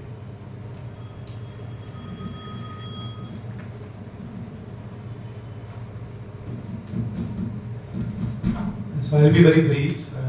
So Mumbai is a microcosm of a plural, tolerant, cosmopolitan India, and different religions, caste, classes stay together harmoniously. They not only stay together, they thrive. Mumbai for Peace is a humble initiative of Mumbai citizens, common Mumbai citizens, to maintain this harmony, to promote this harmony, communal harmony. And we have been doing multiple events. We have completed almost a year now. We did marches, we have done cultural event, we have done a film festival. So the idea is to promote peace and to maintain the harmony that Mumbai is known for. I think one thing which came out very clearly from everyone, I think Prabhuji made a very brilliant statement. I think what has come out is that all religions promote brotherhood and fraternity. No religion asks for violence. And that is something that as Mumbaikars we have believed and lived all throughout our lives. I think when we celebrate festivals, we don't celebrate Diwali as a Hindu festival. We celebrate it as a festival for whole of Mumbai. Christmas is not a Christian festival. It's a festival for all Mumbaikars to celebrate together, and we have lived that. And I think our aim at Mumbai for Peace and Interreligious Solidarity Council will be to maintain this harmony. And I think one thing that we need to do is to go out in the public, outside this room, and talk to people. I genuinely believe that what is happening, the violence done by some Hindus in India or Muslims in Bangladesh, they are not representative of their religion at all. They are absolute small fringe element, and they have to be seen in that and in that context. So we should all work together. There's only one suggestion I have to Tushar sir.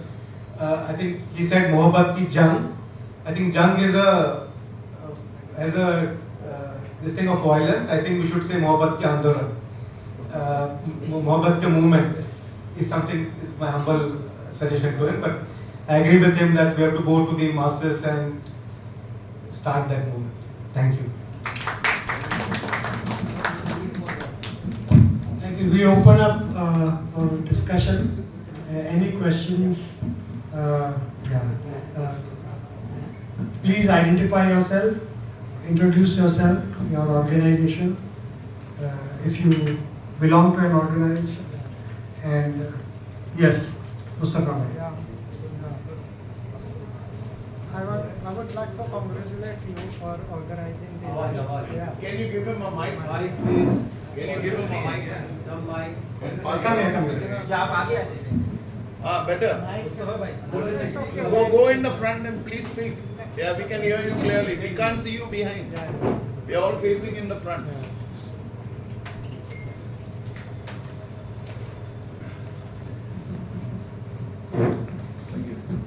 Hello everyone. I would like to congratulate Irfan bhai for organizing the event. Interreligious solidarity. Yeah, you are under your leadership. Yeah.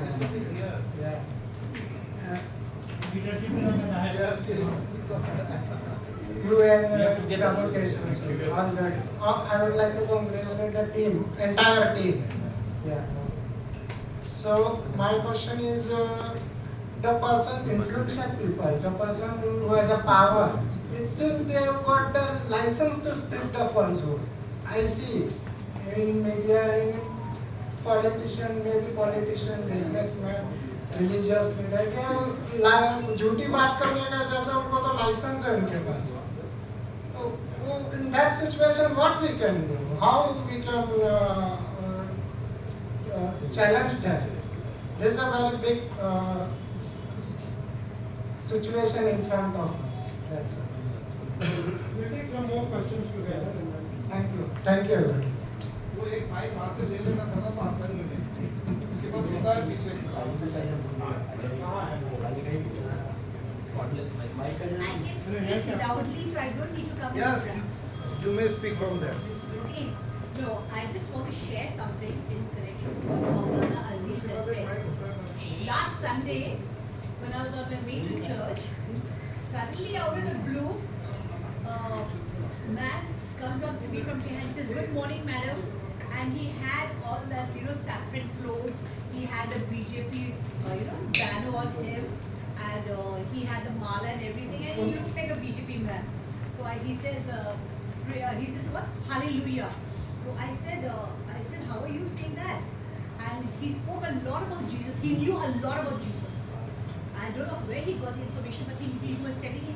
Then I said, but your people are persecuting the Christians. He's saying they are all mad people.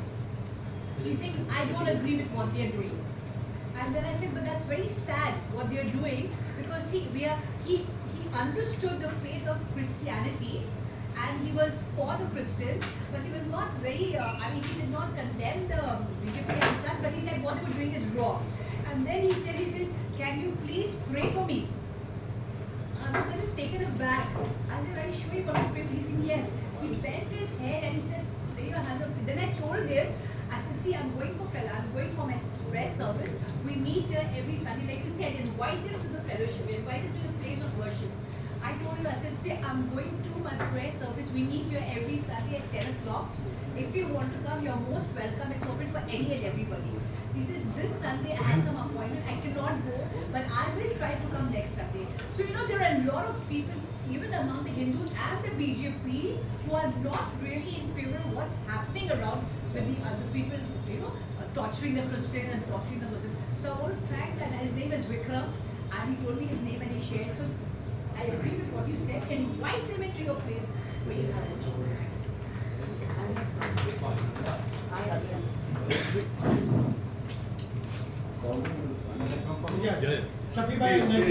Please come in the front.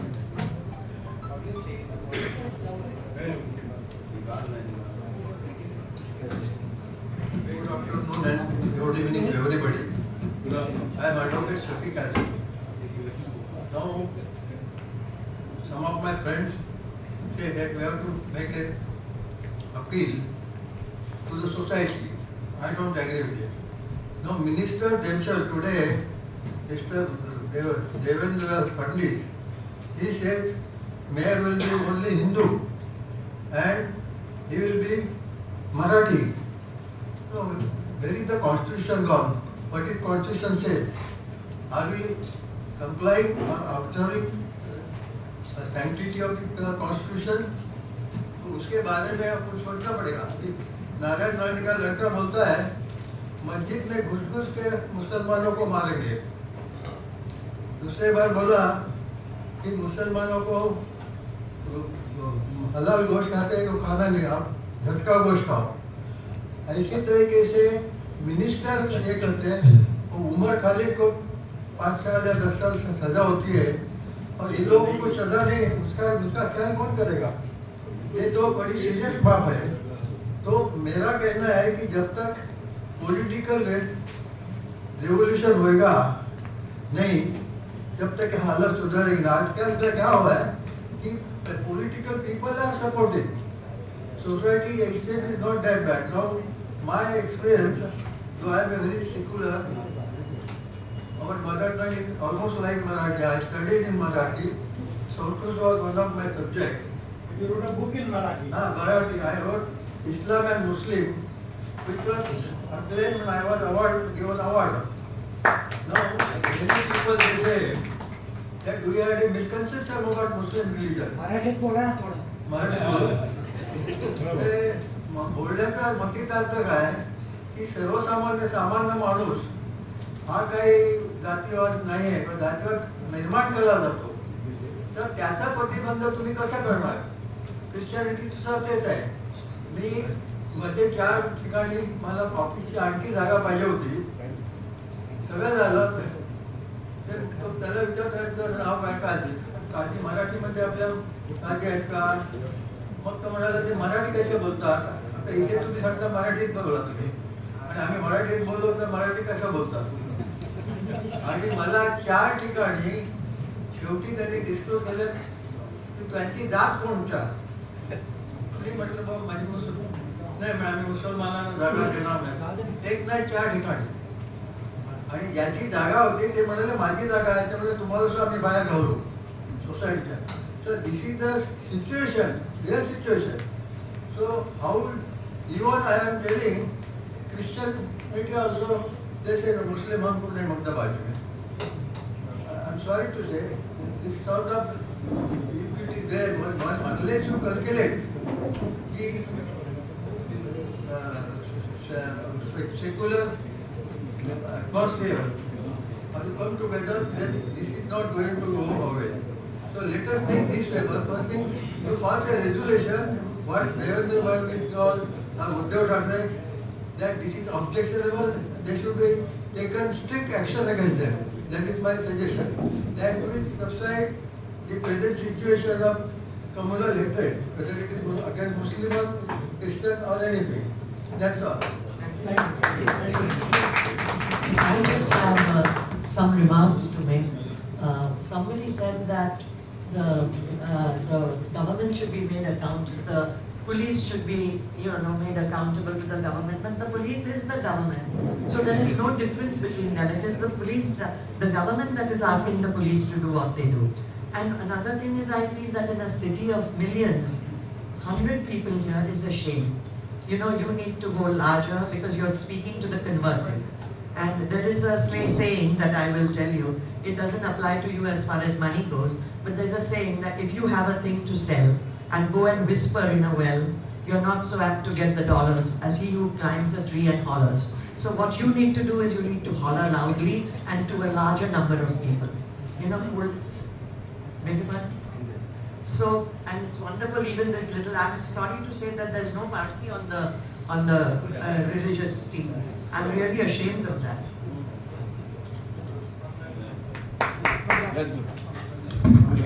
I'll respond to just one point about Parsi not being on this panel. We did approach someone, where, as I said, that we assembled this panel in a short time. Normally there are Parsis, there are Jains, there are Buddhists, there are Sikhs, all are there in Interreligious Council and they participate in all our programs. So yeah. After you, then we'll ask the panel to respond. Second round. Next time they'll invite you to be on the panel.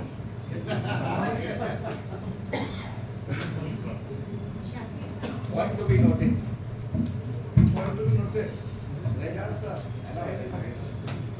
Good evening, namaste, salam alaikum. My name is Captain Richard Sigwera. I am a Catholic. I do not belong to any organization. I sailed in the Merchant Navy for 21 years. I did the big tankers, and it was God's will that I come to India, so I've been here in India for 25 and a half years. One minute. I'm just getting this. Lord has been said, I've listened to it, and I think all the points are valid. But I want to share a certain experience of my life, which you all may not know and not be aware of. Okay? So talking about Christians and Christians being beaten hurts me. When I see minorities, especially Muslims being hurt, murdered, killed, hurts me. When I see Dalits and others being, anyway, it hurts me. But now I'm taking the whole thing together. First, I am not preaching, I am stating facts. And please pay attention. This battle which is going on is not just social, philosophical, political, it is spiritual. Remember that. Okay? So our church teaches us, whenever anybody wants to do good, the Holy Spirit, the Spirit of God, comes and works with them. When they want to do evil, you have the evil spirit who comes. Now Mahatma Gandhi, the father of the nation, said a very beautiful thing. He said the Ishwar of the Hindu, the Allah of the Muslim, and the God of the Bible is one. He lived that. He read both the Quran, 3 books, Gita and all, and he moved around.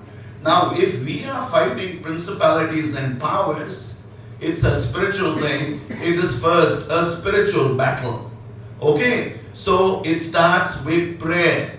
After that, it has to be action. Action which is legal, social, and what have you. And then we have to go in. I also have the ministry of healing.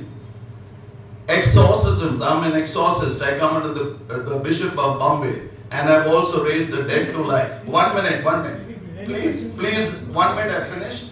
So if this is going to be a spiritual battle, don't think by just social media and other things it will be done.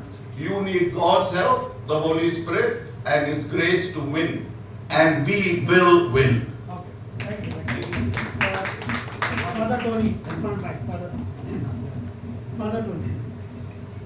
Yeah, I personally think that all the points that emerge from the presentation, from the sharing, has been really wonderful. And I very clearly understand. Switch on. The point that Mr. Tushar was also making, I think it is also a valid point. He has asked why we are not angry. I think it's a very valid point. Overall, I would think we must look at the way of moving forward. So I feel that instead of anger, what is happening is people are consumed by fear rather than anger. So we have to address that particular issue. And then the other issue is of trying to understand the socio-political dynamics, which I think many people are not aware of. And the third thing would be that I would blame intellectuals very much, because many of us have not really moved out, as there was a call also, to awaken and conscientize people. So I think we have to put all these things together to move forward. Thank you. Mother Tony has come all the way from Nasik to attend this. Then we'll have Governor response. I am Uday Chaudhary. I belong to Tanzim Insaf, that is the and a very old friend of Irfan Bhai. I don't have any questions. What is happening is before us. I have only some observations and some suggestions. In brief, I agree with the representative of Jamaat-e-Islami who said कि अगर जुल्म रोकना है तो जालिम को रोको. It is very important. दूसरा, तुषार भाई ने बताया कि what is majority doing about this? Why they are specifying? तो ये बहुत इम्पोर्टेंट है. हम लोग ये सोच रहे थे कि एक बड़ा कन्वेंशन कुछ ये मे भी अलग अलग ऑर्गेनाइजेशन से जो इस पे काम करते हैं, एक ऐसा लगा है कि in defence of article 25 of constitution of India and religious rights of minority, और उसके अंदर ज़्यादा से ज़्यादा मेजॉरिटी के लोग मोबिलाइज करें. हमने काफ़ी बात जो की है, राइट फोरम है ये सजेशन रखने के लिए. कम से कम ये 2025 साल तो चला गया. 2025 में हम सब मिलके ये सोचें कि in defence of rights, religious rights of minority एक बड़ा कन्वेंशन हो और इसका मैसेज सभी कम्युनिटी में, खास करके मेजॉरिटी कम्युनिटी में जाए. ये इसलिए जरूरी कि बहुत गुड़ी बात तो होती है, सर्वधर्म समभाव, सेक्युलरिज्म, ये सब होता है, लेकिन who comes forward? Nobody comes forward to support the rights of minority. It is the duty of majority they should come. So with this concept, I think we should all work together, and I will be wholehearted with this, even my organizations. I have talked to Irfan, others also. Always talk about it. So let us, in 2026, let us make this not only event but as a moment, जैसा इन्होंने बताया कि ये मोहब्बत का आंदोलन चाहिए, ऐसा कुछ करें. And I'll ask the panel to respond. I agree with what he's saying. It is not just a convention, but I agree with what Tushar has said. Mohabbat ka andolan, let's come on the streets. Because we people in Bombay are very complacent. We have conventions, we have meetings and everything, but we don't really raise our voice in the public, in the general, like how Delhi people and all the others. We should come on the streets. I'm not defending, but I'll say कि हम लोग ये भी थोड़ी कोशिश करते हैं. 26 नवंबर को कॉन्स्टिट्यूशन डे था, तब हम लोगों ने सांता क्रूज गोलीबार एरिया में वहाँ के कम्युनिटी में जाकर प्रोग्राम किया. बांद्रा में कम्युनिटी में जाकर प्रोग्राम किया है IRSC की तरफ से. तो कुछ ऐसी कोशिशें भी होती है. यहाँ जो दिख रहा है वो पूरा IRSC नहीं है, इसके अलावा भी IRSC है और आप सब लोग उससे जुड़े. I'll ask the panelists to respond first और बाद में then we can have if time permits we can have second round. So panelists, yeah. Anybody who wants to respond to anything that was said.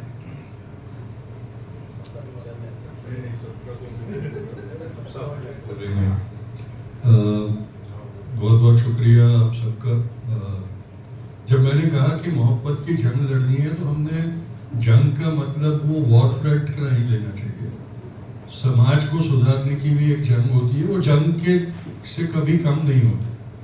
और उसे जंग की तरह जब तक हम लड़ते नहीं हैं तब तक हमारा मकसद अचीव नहीं होता, क्योंकि हमने नफरत के लोगों को, नफरती लोगों को हराना होगा. और उनको हराने का मतलब ये नहीं है कि उनको मार डालें, उनके दिलों में से नफरत हटानी पड़ेगी, नफरत का जहर हटाना पड़ेगा. ये बात हमने समझना चाहिए कि हम शब्द को पकड़ लेते हैं और फिर शब्दों की हमारी एक कंपटीशन चल जाती है. वैसा नहीं होना चाहिए.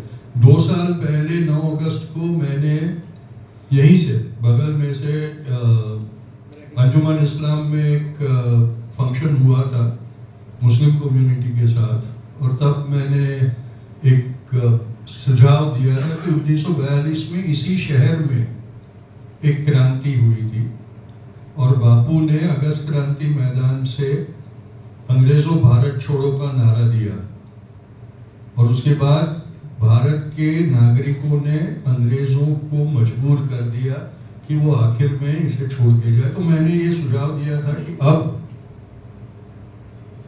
हमने एक जंग ये लड़नी है कि नफरतों भारत छोड़ो, क्योंकि जब तक नफरत हमारे दिलों में घर करके बैठी है तब तक हम और कुछ नहीं कर सकेंगे.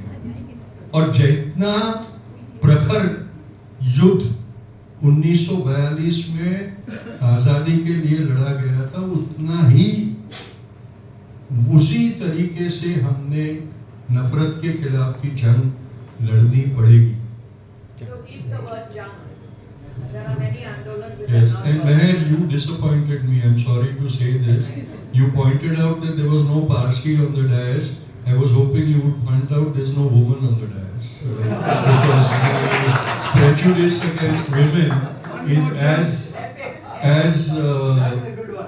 discriminatory in our society, which is becoming more and more patriarchal in its nature. So I think we have to address all the unjustness that we have taken for granted if we have to fight the forces of hate.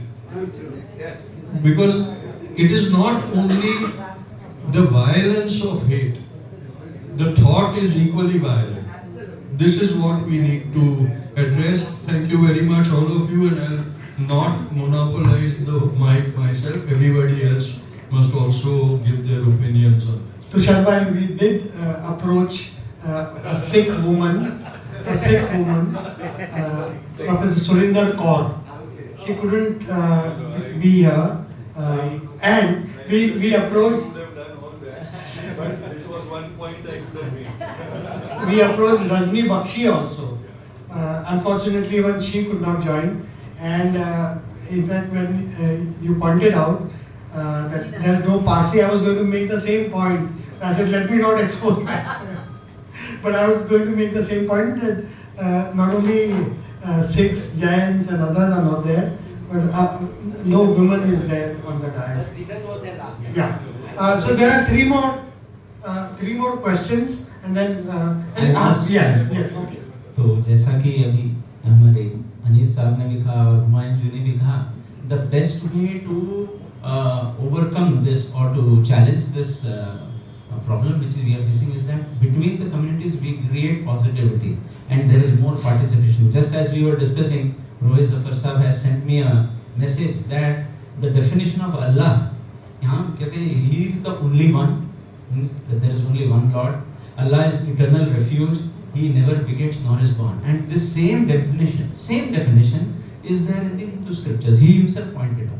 So once we take forward the commonalities and we participate, as Humayun Khan Sahab had mentioned, अगर हम एक दूसरे के मजहबी programmes में participate करें और इस बात को सामने ले आए कि अल्लाह एक है, भगवान एक है, जो कि गांधी जी ने भी बताया, और इस बात को, क्योंकि this communal hatred is there.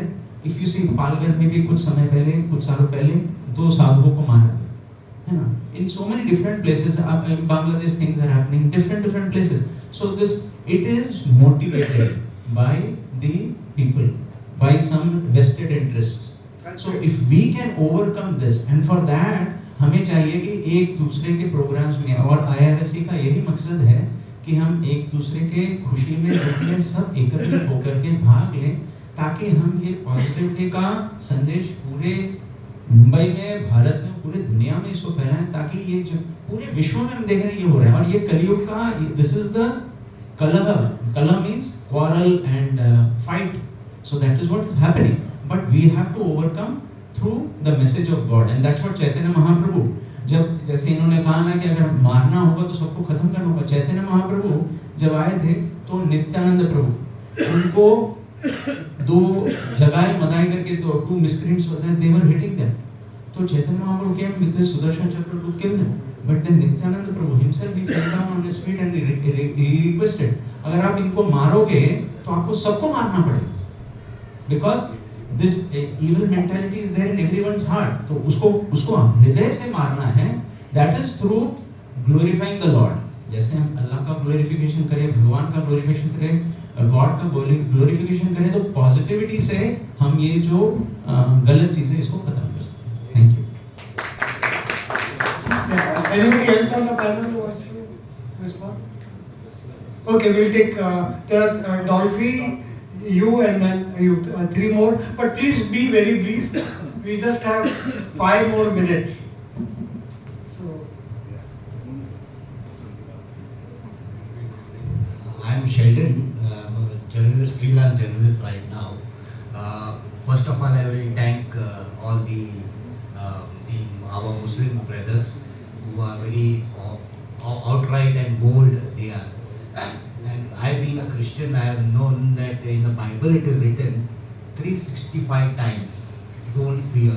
So fear is the trap, and that what is fears and lies. This is what even the present dispensation is using, fear and lies. Thank you. Dolphy.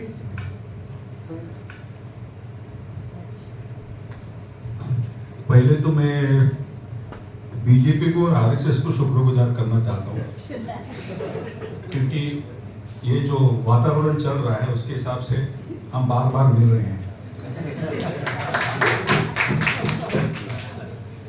दूसरी बात है कि एक political है, ये जो अभी attacks हो रहे हैं खास करके पॉलिटिकली पोलराइज करके हार्वेस्ट करने के लिए वोट्स के, तो ये हमें समझना पड़ेगा कि एक तो भाईचारा होना चाहिए, लेकिन पॉलिटिकल कैंपेन्स के हिसाब से इसको कैसे नकारा जाए. खास करके महाराष्ट्र में अभी 11 स्टेट्स में एंटी कन्वर्शन बिल्स हैं,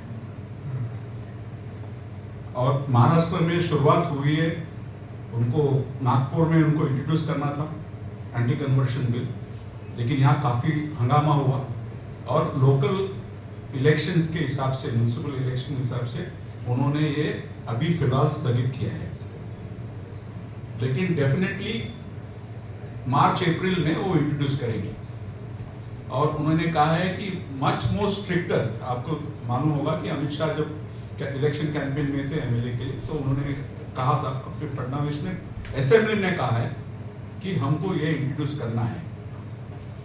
और ये कोशिश है, ये अटैक्स जो है अभी महाराष्ट्र में बढ़ गए हैं, बाकी सब जगह पे एंटी कन्वर्शन के हिसाब से वो मिसयूज हो रहा है, लेकिन यहाँ महाराष्ट्र में बढ़ रहे टू क्रिएट रिकॉर्ड कि this law has to come in Maharashtra. तो ये इसके ऊपर भी हमें सोच के किस तरह से संघर्ष करना है। और मैं एक मानता हूं कि जब तक आप रोड पे नहीं आओगे, जैसे सुधार भाई ने कहा, कंटिन्यूसली अगर आप रोड पे नहीं आओगे इश्यूज के ऊपर और एनी इनजस्टिस के ऊपर, मैं बोलता हूं कि अगर तैयारी में रहेंगे तो हम घर कभी जाएंगे ही नहीं। हर दिन कुछ ना कुछ इशू होता है, लेकिन मुद्दे के हिसाब से हर जगह पे एक लार्ज गैदरिंग की बात नहीं है। जब 50-100 जन भी गैदरिंग होते हैं हर जगह पे, उसका भी एक माहौल बन जाए। तो लेट्स प्लान दैट आउट, क्योंकि एक इंपॉर्टेंट चीज ये है कि जहां पे भी ये सब इनजस्टिस होते हैं, we have to take a frontal point. Don't worry about who initiates that, what is important to be present as part of the solidarity, and that's the challenge we all have. Thank you. Final last word. मेरा नाम Amos चौक से है और मैं जिस church से आता हूँ वहाँ पे हम पर 2 बार हमला हो चुका है। जैसे कि काफ़ी लोग जानते भी हैं, वही धर्म परिवर्तन का लगा दिया जाता है, मगर ऐसा हमारा कुछ भी नहीं होता है।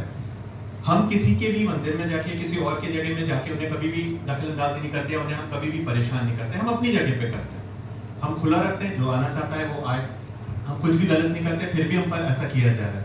अब दिक्कत ये होती है कि जब भी ऐसी कोई समस्या होती है और जब पुलिस हमारे साथ में नहीं होती है, हम जाते हैं, होता है वाद विवाद होते हैं, हम पुलिस के पास जाते हैं, अगर वो नहीं सुन लेता और ज्यादा बड़ा दबाव लाते हैं, वो सामने से बोल देते हैं सर पॉलिटिकल दबाव, हमको ऊपर से प्रेशर आ रहा है, आप उनसे बड़ा प्रेशर लेके आ जाओ, हम आपकी सुन लेंगे। ये कह दिया जाता है।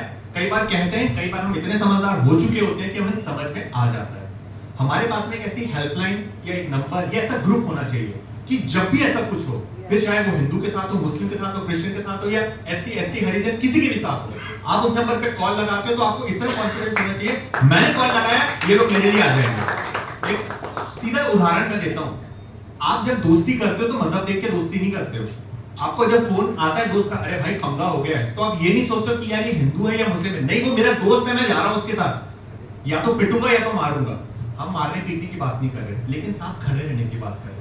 अगर वो भीड़ लेके आ रहे हैं तो हमें भी भीड़ दिखानी पड़ेगी। बुरा ये लग रहा है कि यहाँ पे यूथ ना के बराबर है, सबसे ज्यादा इन्फ्लुएंस उनके थ्रू होता है, वो रीढ़ की हड्डी है, बैकबोन है हमारे देश की, क्योंकि अगर वो बिगड़ा तो आने वाली पीढ़ी बिगड़ेगी, और आज मैं देख रहा हूँ बहुत कम है। आज सोशल मीडिया पे सबको, मैं भी एक यूट्यूबर हूं, मैं एक एक्टर हूं, लेकिन मेरा ये चीज है कि हमारा देश कौमी एकता का जीता जाता मिसाल था, आज नहीं है, और अब वक्त आ गया कि वापस उससे वैसा बना है। और ये तभी हो सकता है जब 5 उंगलियां मिलकर मुट्ठी बने। और यहाँ बात लड़ने की नहीं हो रही है, यहाँ पे बात हो रही है ईमानदारी से अपने हक को बताने की, जो कि संविधान उसकी इजाजत देता है। हम कुछ भी गैर कानूनी काम नहीं कर रहे हैं, जो हक है वो ही हम बता रहे हैं। जिनका हक नहीं है, जब वो हम पर हावी हो रहे हैं, तो अब ये जरूरी है कि हमें बताना कि भैया हम नियम कानून जानते हैं। और अब जब एक के साथ मुसीबत हो रही है तो सबको साथ में खड़ा होना पड़ेगा। मेरे घर आग लगी है तो आप भी मेरे पड़ोसी हो, आपके देर नहीं लगेंगे आपके घर पे आग पहुंचने के लिए, तो इसलिए हम सबको एक होकर साथ में खड़े रहें। तो बस मैं यही चाहता हूं कि जब भी कुछ ऐसा हो तो एक ऐसा नंबर हो या एक ऐसा ग्रुप हो कि कोई फोन करे या कॉल करे या जो भी ऐसा कुछ हो, तो सारे के सारे जन वहां मौजूद हो जाए, तो वो लोग समझे कि भाई एक ऐसी काउंसिल है कि जब भी कुछ ऐसा होता है तो वहां पे हिंदू मुस्लिम क्रिश्चियन सब खड़े हो जाते हैं। वो कौमी एकता दिखानी पड़ेगी। तो ये ऐसा हेल्पलाइन या फिर ऐसा ग्रुप होना चाहिए कि जब भी ऐसी कोई मुसीबत हो तो सामने वाला उसे कांटेक्ट कर सके directly. Thank you, will try to be there. लेकिन आपने कहा उससे बड़ा इन्फ्लुएंस, वो उससे बड़ा इन्फ्लुएंस हमारा कॉन्स्टिट्यूशन है। फिलहाल प्रैक्टिकल दिखाई नहीं दे रहा है, लेकिन हम उसको जब कार्यान्वित करने के लिए कोर्टों में या कॉन्स्टिट्यूशनल इंस्टीट्यूशंस पर दबाव डालेंगे सिटीजन्स का, तो कॉन्स्टिट्यूशन उससे बड़ा इन्फ्लुएंस बनेगा। हम ये कोई आसानी से नहीं बनेगा और ऑटोमेटिक नहीं बनेगा। हमें सबको बहुत संघर्ष करना पड़ेगा, जद्दोजहद करनी पड़ेगी और एक दूसरे के, आप जैसे कह रहे हैं, एक दूसरे के साथ खड़ा होना पड़ेगा। आज हमारे पास हेल्पलाइन नहीं है, लेकिन कोशिश करेंगे अब वहाँ तक पहुँचने की कोशिश करेंगे। मुझे नहीं लगता कि 1-2 साल में हम लोग वहाँ तक पहुँच पाए। हेल्पलाइन तो बन जाएगी, लेकिन वो प्रैक्टिकल यूजफुल हेल्पलाइन होनी चाहिए जहाँ रिस्पांस डेफिनेटली मिलना चाहिए। कोशिश करेंगे ये सब करने की। सब पैनल जो भी डायस पर है, सभी लोगों का बहुत बहुत शुक्रिया। मैं दिल से शुक्रिया अदा कर रहा हूँ, और इसलिए शुक्रिया अदा कर रहा हूँ कि जैसे मैंने शुरुआत में कहा, बहुत ही शॉर्ट नोटिस पर, सिर्फ एक SMS के मैसेज पर सब आए हैं, एक कमिटमेंट के तौर पर आए हैं। और ये जो जज्बा है वो हमें IRSC को बरकरार रखने की ताकत देता है। तो सभी पैनलिस्ट का बहुत बहुत शुक्रिया। और आप सब लोग आए हैं, जो ऑडियंस, मीडिया के कितने लोग आए हैं मुझे नहीं पता, शायद कम ही आए हैं, लेकिन मीडिया के लोग और सभी कम्युनिटीज़ के लोग, सभी कंसर्न लोग आए हैं। तो आप सभी लोगों का बहुत बहुत शुक्रिया। इसी के साथ प्रेस क्लब का मैं शुक्रिया अदा करूंगा कि उन्होंने हमें ये उनके फैसिलिटी इस्तेमाल करने दी। थैंक यू, धन्यवाद।